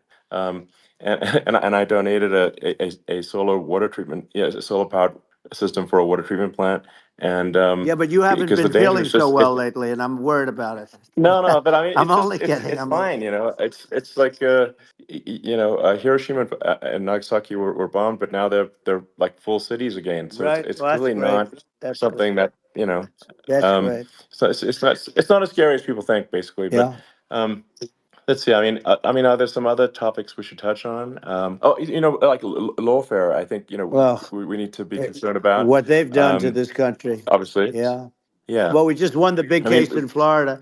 This was a Biden administration did something that's never been done in this country, and that's go after their political opponent, me, with this nonsense and just nonsense. And the big case in Florida we won, but they always pick a judge and a jury, and they use local DAs, they use the local uh, attorney generals like Fani, Fani, spelled yeah, Fani, Fani, and it's yeah, all a big hoax, and it's all run from there. Like in Manhattan, the one of the top people from the Justice Department went in, ran Manhattan, ran the state. The Letitia James deal was run by a person from the Department of Justice, Biden.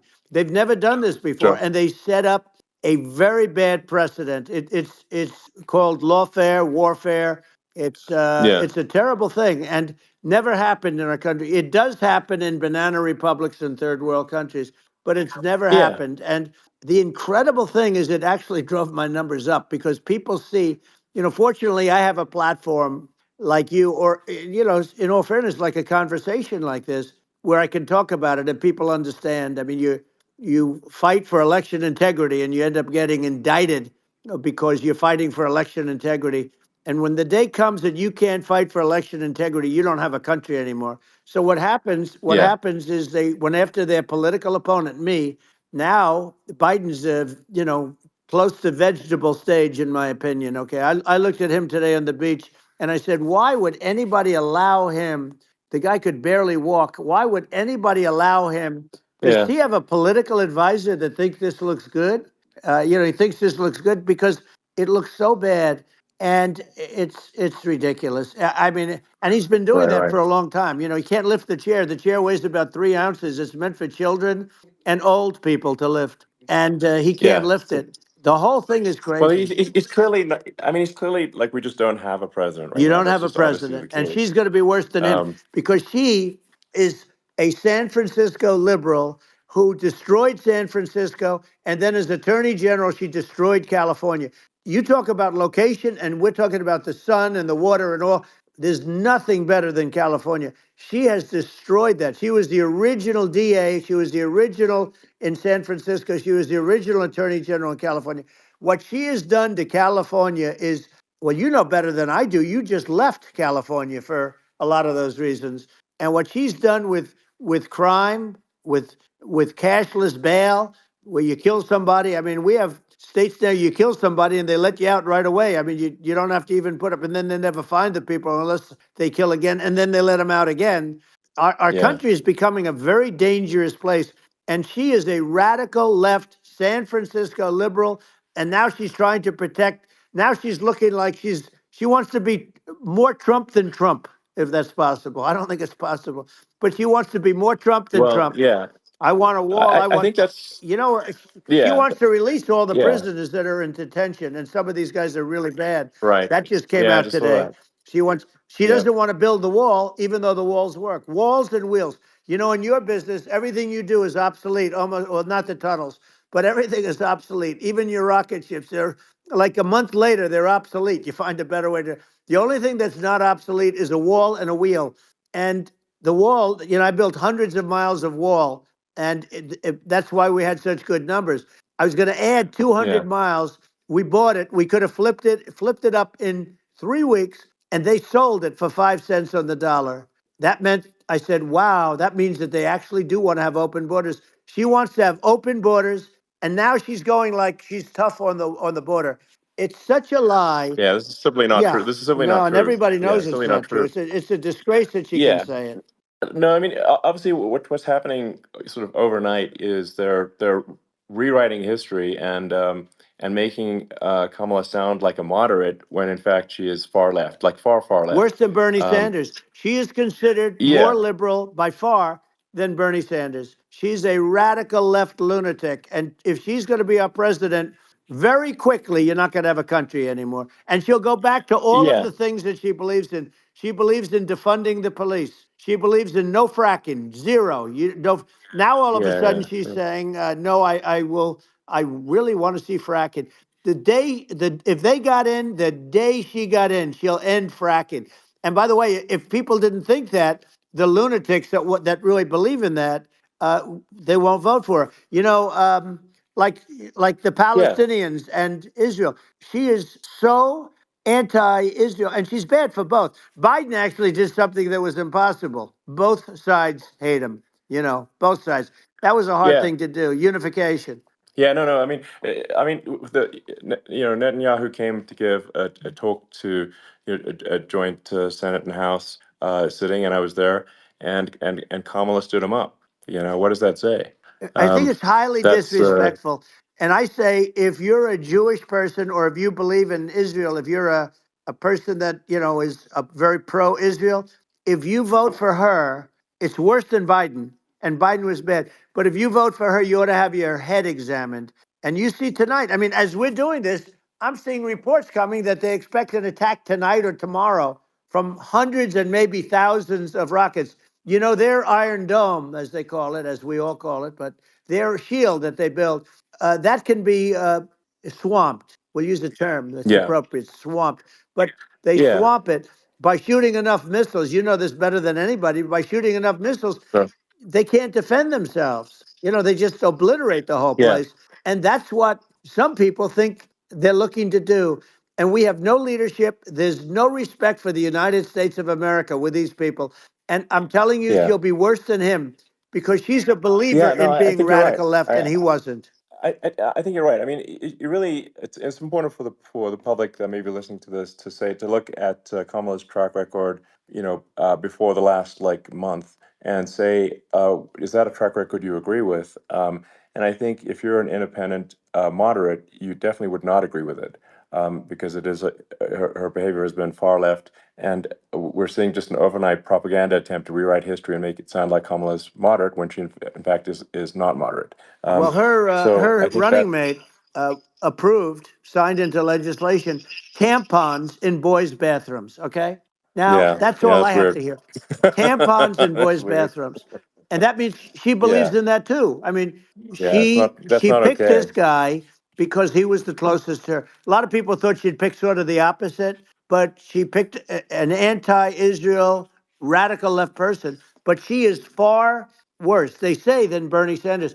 If we have her as a president, if we have a Democrat at this moment as the president, I don't think our country can survive. I think it's a massive. I think we're in massive trouble, frankly, with the Kamala administration, and that's my honest opinion. Um, and uh, and I think really it's essential that you win for the good of the country for this election. And I mean I'm just stating my opinion.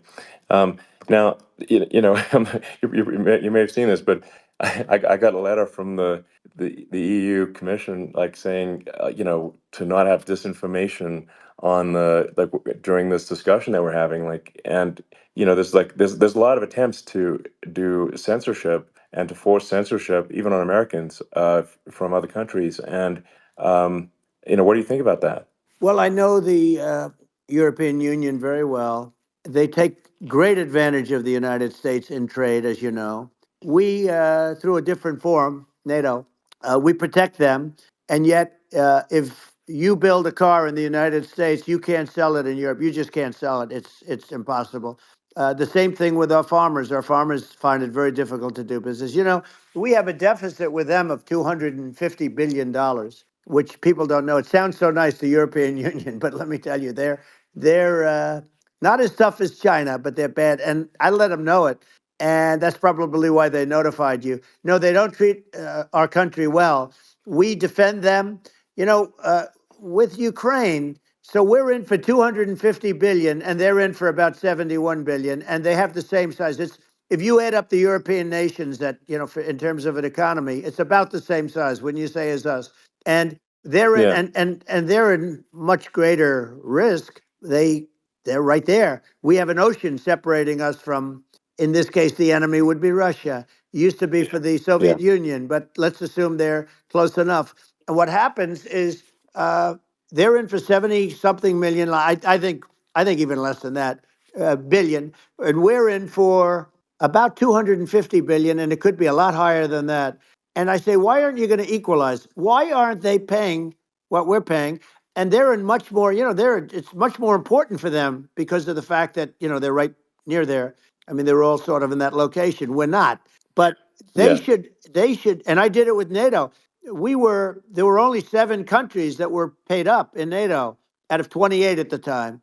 And yeah, yeah, the United States was subsidizing NATO, tremendously subsidizing NATO. And I said, I went yeah, in and I said, you yeah, got to pay up. If you don't pay up, we're not going to defend you any longer. I took a lot of heat, but you know what happened? Billions and billions of dollars came flowing in. And, yeah. I think a lot of the public isn't aware of the fact that the United States pays a disproportionate share of the NATO expenses, and then we get even though taken advantage of on trade. So think yeah, about it. well, I mean, the point of NATO is defending Europe, and it's it's like, then okay, well, why is the United States paying disproportionately more to defend Europe than Europe? That doesn't make sense. That's unfair, and that is an appropriate thing to address. Well, when you talk about So cost cutting and savings and everything else, I mean, honestly, look, there's nobody that feels worse about the Ukraine situation than I do because I know it would have never happened. I know Zelensky, he was very honorable to me because when they went with the Russia hoax and they said I had a phone call with him, he said it was a perfect phone call. It was a great phone call. He could have grandstanded and, said, oh, he was very threatening. He said, no, it was a very nice phone call. I called him up to congratulate him on his win, and you end up getting impeached because these people are yeah, yeah, lunatics. I was talking about the difference from the people within and the enemies on the outside. In many cases, the people from within are more dangerous for our country than the Russias and the Chinas. If you have a smart president, you're not going to have a problem with them. You're going to do things. yeah, Now they've taken advantage yeah, of us absolutely. incredibly, but you're going to do things with the right person. Yeah, well, I think it's obvious that you're a believer and an advocate of free speech because during your first term as president, you were attacked relentlessly every day, often very unfairly with with false attacks, and you didn't try to shut down the media, you didn't try to inhibit their freedom of speech, and I think that says a lot. Well, the good thing is that you and I have, and some people, very few, we can get the word out. Although sometimes it's hard because they don't want to print it. Like we're having a great conversation right now. Kamala wouldn't have this conversation. She can't because she's not No. smart. She's not a smart person, by the way. She can't have this conversation. And Biden, we don't even have to talk about it. I mean, he couldn't have this conversation. He would have given up on the first half of a question.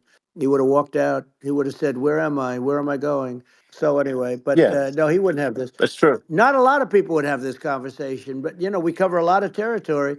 But the beauty is that we can have a conversation, and Yes, you I'm can actually able have a to get it out conversation. without because I get treated unfairly This by is the a really press. big point. You can actually have a conversation with you, Yeah, it's nice, isn't it? and you can't have a conversation with Biden or Kamala. It's like not it's not possible. That's true. Um, It's so this is like talking to an NPC. no. So it's just Well, impossible. but think of it. We need a man or person who's unbelievably sharp in order to stop all the nuclear danger and all the dangers that I'm talking about.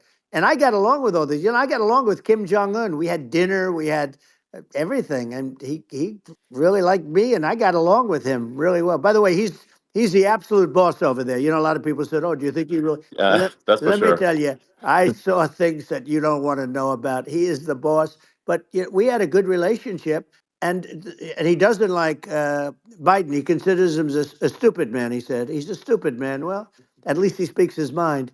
But in this country, you're not sort of allowed to say it, but I guess you are. You should be allowed to say it if Yeah, it's true. But we need smart people, and we need people that have an ability to lead. And she doesn't have that ability. Can you imagine? Now, yeah. Chairman Xi very well. Can you imagine her and him negotiating or No, it's even silly. It would be standing silly. together? It is the whole concept Yeah, is ridiculous. She is terrible. She's terrible. But she's getting a free ride. I it saw a would. picture of her Yeah, yeah, on Time magazine today. She looks like the most beautiful actress ever to live. It was a drawing, and actually, yeah, she looked very much like our great first lady, Melania. She looked, yeah. didn't look, Yeah. she didn't look like Camilla. That's right. But of course, she's a beautiful woman, so we'll leave it at that, right?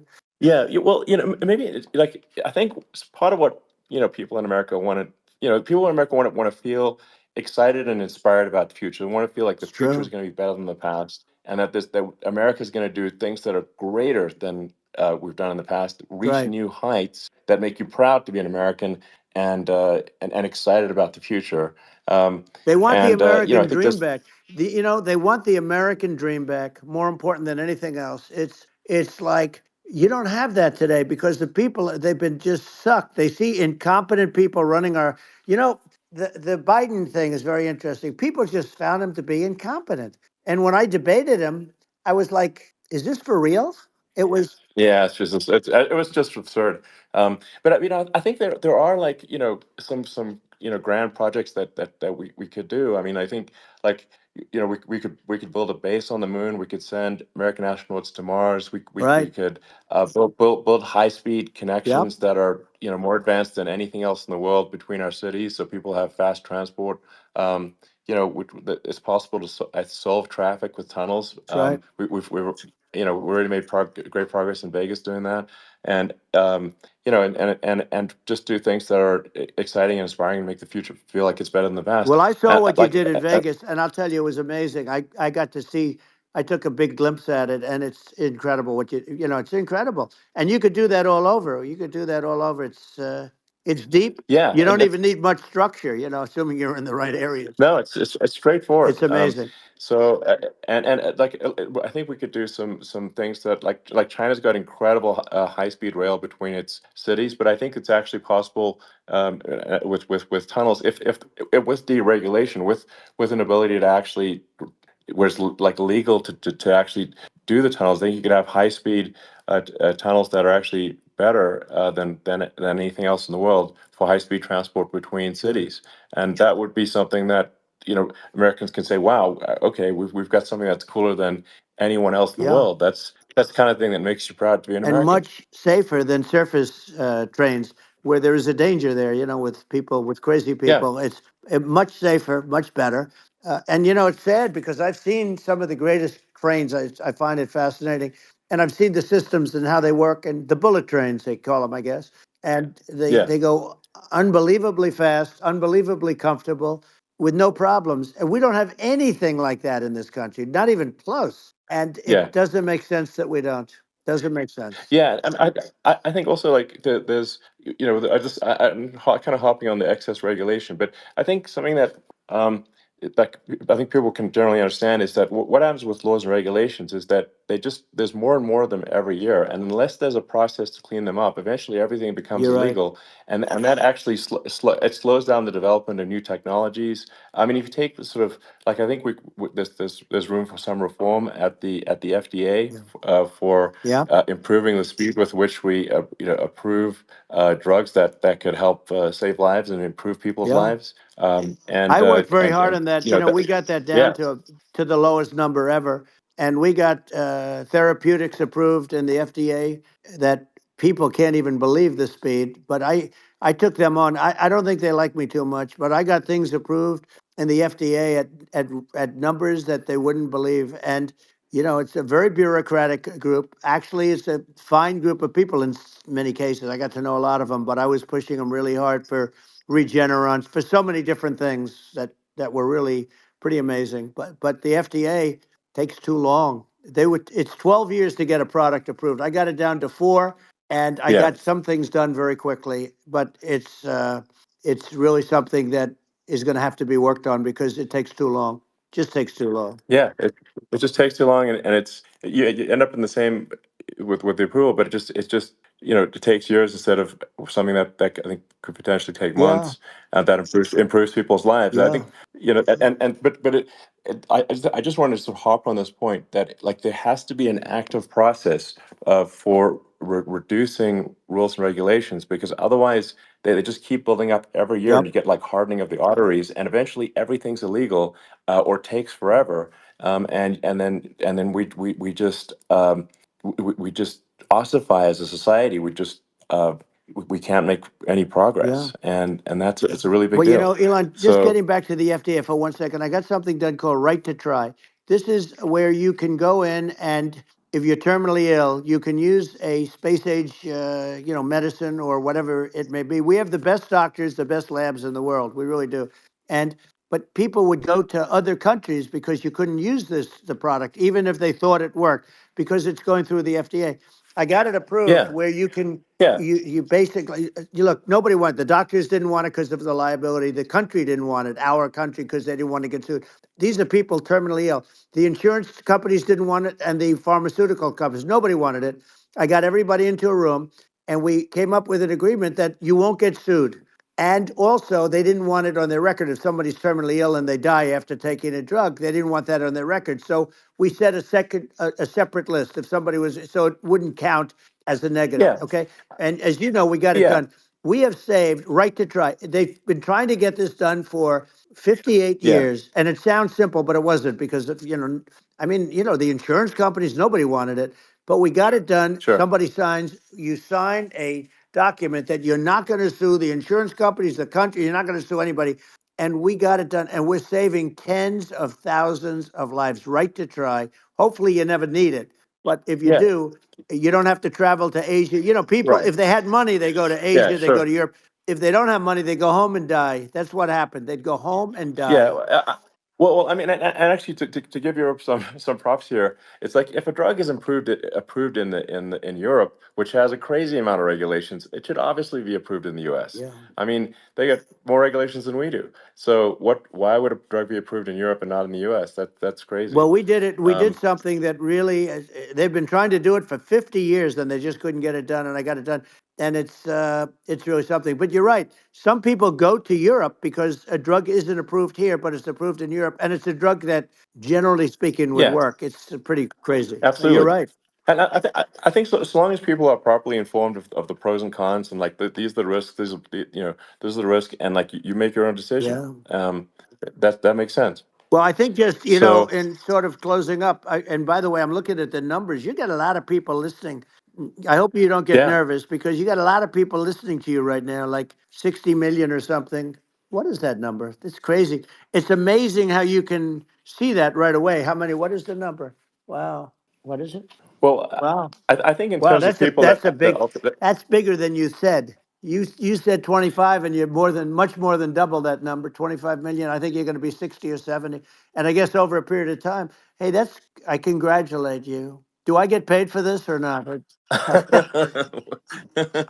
well, I think actually in terms of the number of people that will hear this conversation over the next few days to Right. weeks, it's going to be hundreds of That's what they millions. say. Yeah, that's good. Well, look, it's an Yeah. honor.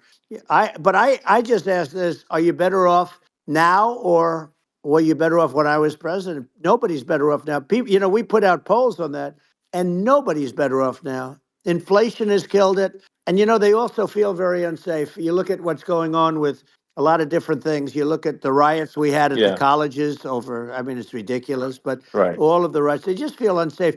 And now they really feel unsafe because you have a new form of crime. It's called migrant crime. I call it Biden Well, migrant yeah. crime. Maybe I'll call it Well, Kamala migrant crime. But I mean, with all these things, I always try to get to the ground truth by just asking people.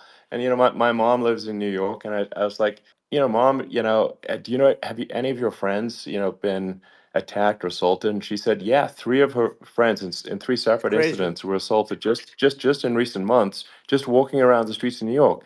And I said, well, did what happened to the people that assaulted them? Oh, nothing. They got away. Like, and they just They know that always get away. nothing's going. And they don't ever, and that they don't even bother reporting it because there's not. They know that there's not. They're not going to. People are not going to get prosecuted. They just let violent criminals out in New York The only one with that gets zero bail. prosecuted is Donald Trump. They don't get, they prosecute Trump. Yeah, I mean it's just obviously messed up Oh, it's terrible. if violent criminals are being getting off scot Yep, free, and meanwhile the New York spending massive resources prosecuting you, and it's like what's this and I think the sort of sensible public looks at this and says, what the heck's going on here? This is obviously abuse of the legal system. Um, the legal system is supposed to be protecting the that's right. public from violent criminals, and it should be obviously allowing the public to make their own decision about who should be president, as opposed to some legal case. Once they start this precedent, because this can go on with the next one. I mean, this is a very bad precedent what they're doing in terms of going after their political opponent, and that's all it is. It's going after their political opponent, Yeah, and then you get a judge who's a strong Democrat, and I'm being nice when I say that. In many cases, crooked as hell. But you get a judge, and you go into an area where a Republican gets 3 or 4% of the vote, and you'll have a jury pool yeah, with people that hate Republicans or hate. It could sure, also be the other way, though, of course. because it could start the other way in areas where they hate Exactly. Democrats. And you get into a Yep. Pandora's box. It's a very dangerous thing for this country, and a very dangerous thing even for the state. New York City is Yep. losing. New York Absolutely. City and state lose a lot of business over what they did to me, because these people say we don't want that to happen to us. That's no justice system. You have an unfair system of Yes. justice, and it's costing New York State a tremendous amount of money. People are leaving and companies are leaving, and they won't come back. So, all of that stuff is important. But the economy now is the big thing, and we can turn that economy up so fast, and people are going to be back again. We're going to get rid of Yeah, I think there's inflation. I think there's a lot of Right. opportunity. Absolutely. Absolutely. So And I just I want to think I I want to think congratulate you. You've done an amazing job. You have definitely got a fertile mind. We can talk. You and I can talk about well, rockets it's and, kind of you to say. Thank well, you. tunnels. We can talk about tunnels and rockets and electric cars. So many things. And now you're into the AI, and that's going to be another beauty, I'll say. So Yeah. it's an amazing thing you've done, Elon. It's an amazing thing, and I Well, congratulate you. I mean, thank you. And well, I mean, I just say here, here's to an exciting, inspiring future that people can look forward to and be optimistic and excited about what happens next. And that's the kind of future that I think you will bring as president, and that's why I endorse you. Well, I appreciate that. That endorsement meant a lot to me. Not all endorsements mean that much, to be honest. Your endorsement meant a lot. And we have a phrase, "Make America Great Again." It's pretty simple, but it really says that we want to make America great again, and we can do it. We can do it now. But if we were going to suffer another 4 years like we've suffered for the last 4 years, I'm not sure the country can ever come back. That's how bad it is. It's so bad. We have to do a I lot of think that's a things. very real Yeah, risk. it's a big That's a risk. very real risk. Yeah, And it's, I'd just like to note to people listening, like I've not been very political before, and if you look at my record, I've actually been. I'm not like some they try to paint me as like a far right guy, which is absurd because I'm like making electric vehicles and solar and batteries, helping with the environment, and I actually I supported Obama. I stood in line for 6 hours to shake Obama's hand when he was running for president, and so it's not like I'm like some sort of dyed in the wool long term Republican. I call myself historically a moderate Democrat, but now I feel like we're really at a critical juncture for the country, and I think a lot of people thought the Biden administration would be a moderate administration, but it's not, and obviously we're just going to see an even further left administration with Kamala. That's my honest opinion. I mean, her dad is literally. I mean, she was brought up as an actual. Her dad is a Marxist economist. That's you can Google it. I mean, it's not a. We're not making this up.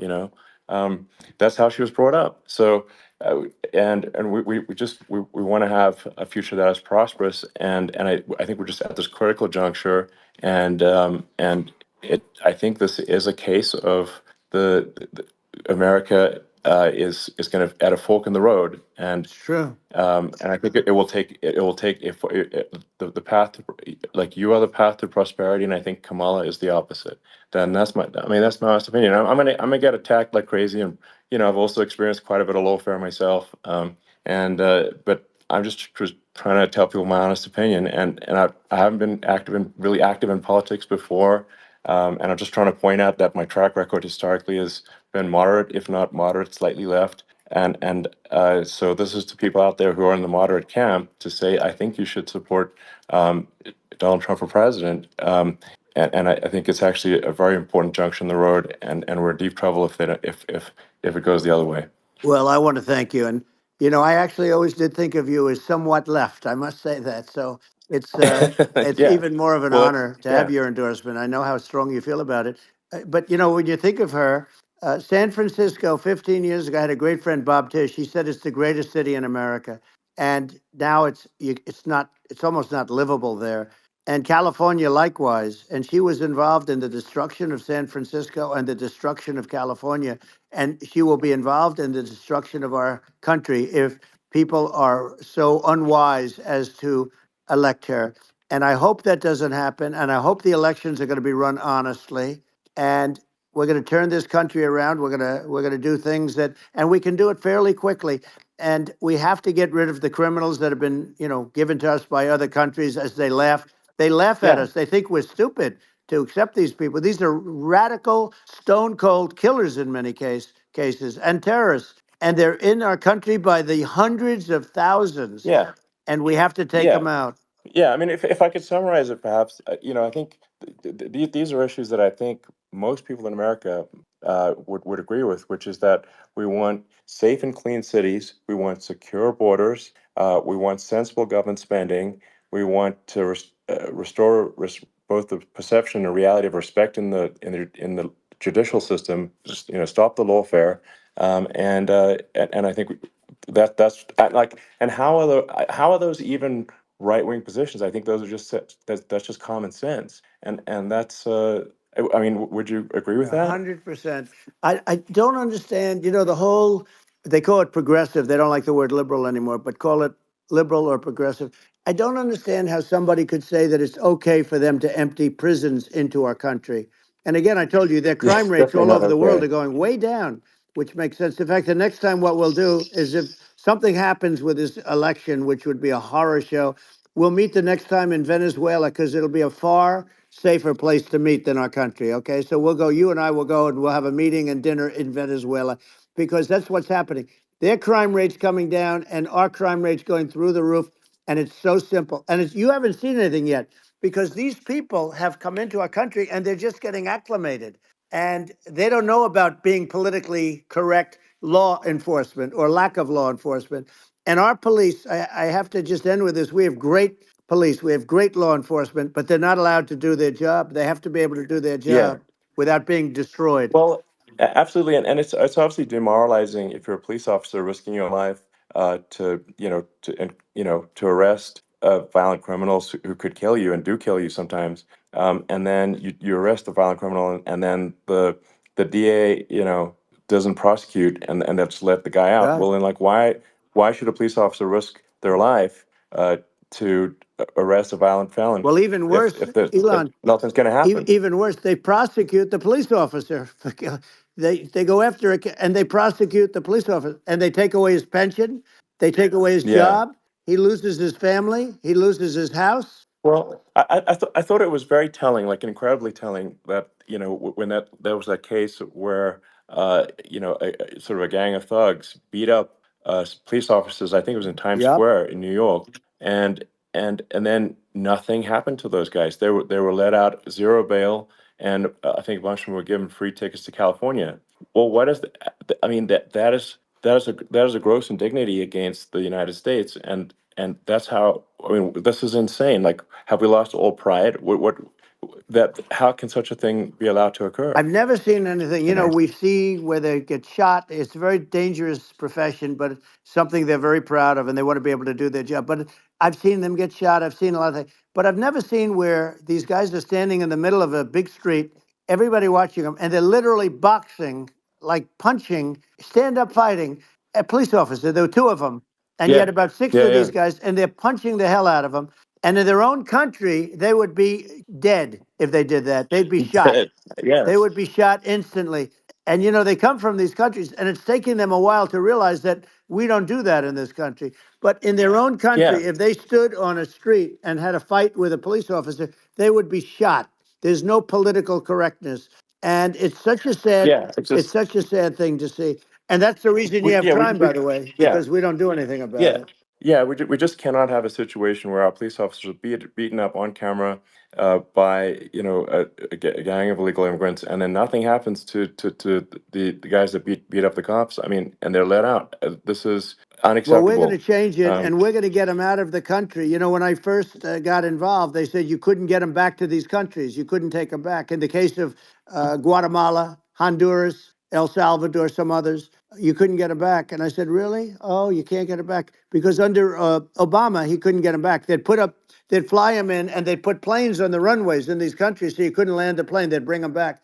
And the generals told me, sir, we can't bring them back. The countries won't accept MS-13 gang members. They won't accept them. And I said, really, how much do we pay these various countries in terms of economic aid, which is also somewhat ridiculous? And the answer was $750 million. I said, good. Tell them they're in default. They're delinquent. We're not paying them anymore because they won't accept yeah, their. it's And you know what happened? They all called me, yeah, every one yeah, of them. They said, we would be honored to take them back, sir. We would be honored.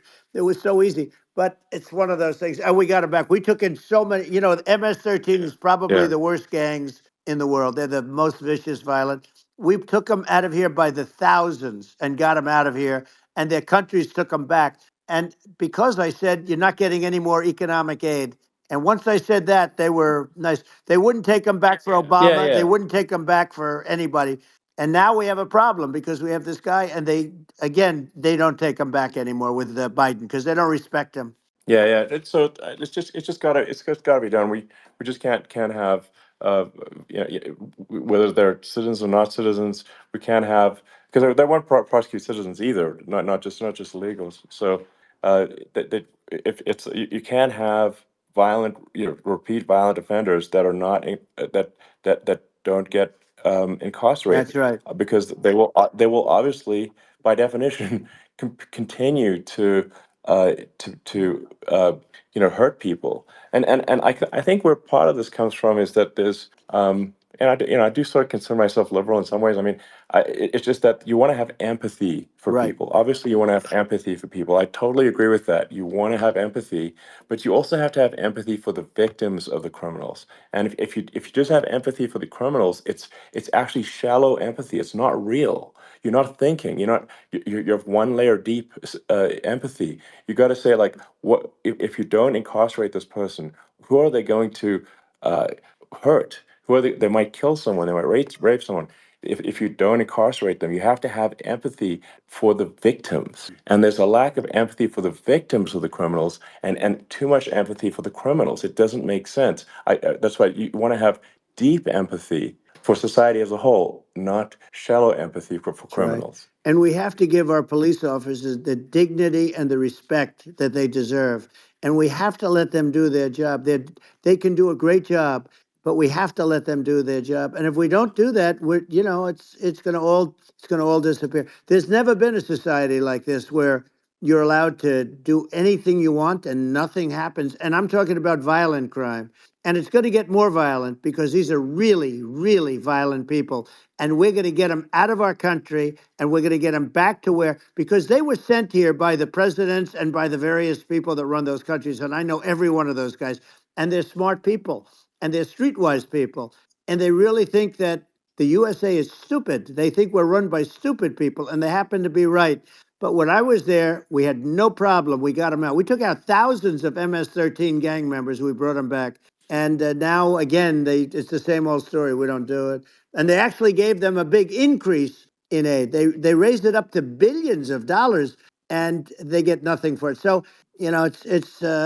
I hope everybody's going to vote for Trump, and we're going to get this country straight. And Yeah. I didn't need this. I, I'm like you. I didn't need this. I had a very nice yeah. life. I didn't need to go Yeah. through Yeah. court systems and go through all the other stuff and run at the Sure. same time. I have to run. I have to go through fake trials with, in some cases, corrupt judges, totally corrupt judges. I didn't need it. I had a nice life. I have great locations. I have beautiful oceans that I have places. This was, but I felt it was important. And if I had to do it over again, you probably think I'm crazy for doing it, actually. But if I had to do it over again, I would have done it over again, because this is so much more important than me or my life. We're going to save this country. This country is going down. And these people are bad people that we're running against, and they're liars. They make statements. They do things that are so bad. They say they're going to make a strong border. They say they've been great on the border, and they've been the worst in history. They say they're Yeah, going to it's stop terrible. Like crime, the and facts speak for themselves. The it's so facts incredible. speak for themselves. Like it's gotten to the point where people just don't even bother reporting crime in a lot of That's cities right. because they know nothing is going to happen. That's what I hear anecdotally from people all the time. So it's just my values. I'm just saying to people out there, like the things I think are important for the future is like we've got to have safe cities, we've got to have secure borders, we've got to have sensible spending, and we've got to have deregulation, and Right. so we can have a prosperous future. And then we want to have some exciting, sort of moonshot projects that people can get fired up about. And that's the future I'm looking for. And I'm pro environment, but I'm not against. I'm not like I don't think we should vilify the oil and gas industry because they're keeping civilization going right now. And but I do think we want to move, at a reasonable speed towards a sustainable energy economy. Those are my values, and I think and so I mean that's why I'm supporting you for president. Well, I So appreciate it.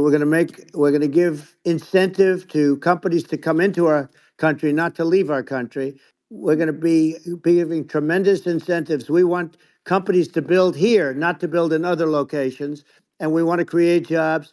And again, it's about the American dream. You don't hear about the American dream anymore, Elon. You're the American dream in the truest sense, but you don't hear about the American dream anymore. And you're going to hear about it. People, they need that incentive to go out yeah, and do it. And they're going to love their lives. I mean, they're going to look forward to getting up in the morning and going to a job that they love, not a job that they can't stand, or not any job at all where they have no money, where they yeah, literally have no money. And then they end up with violence and lots of other problems. No, we're yeah. going to do some great things. And I learned a lot in the first. We had a great economy and all of that. We rebuilt the military. We did so much, but I also learned, and I also learned the best people. I learned the good people, the smart people, the dumb people, the people that can do things. The people, you learn. When I first came in, I tell people I was in Washington D.C. only 17 times, according to the fake news media. I was in 17 times. I never stayed over.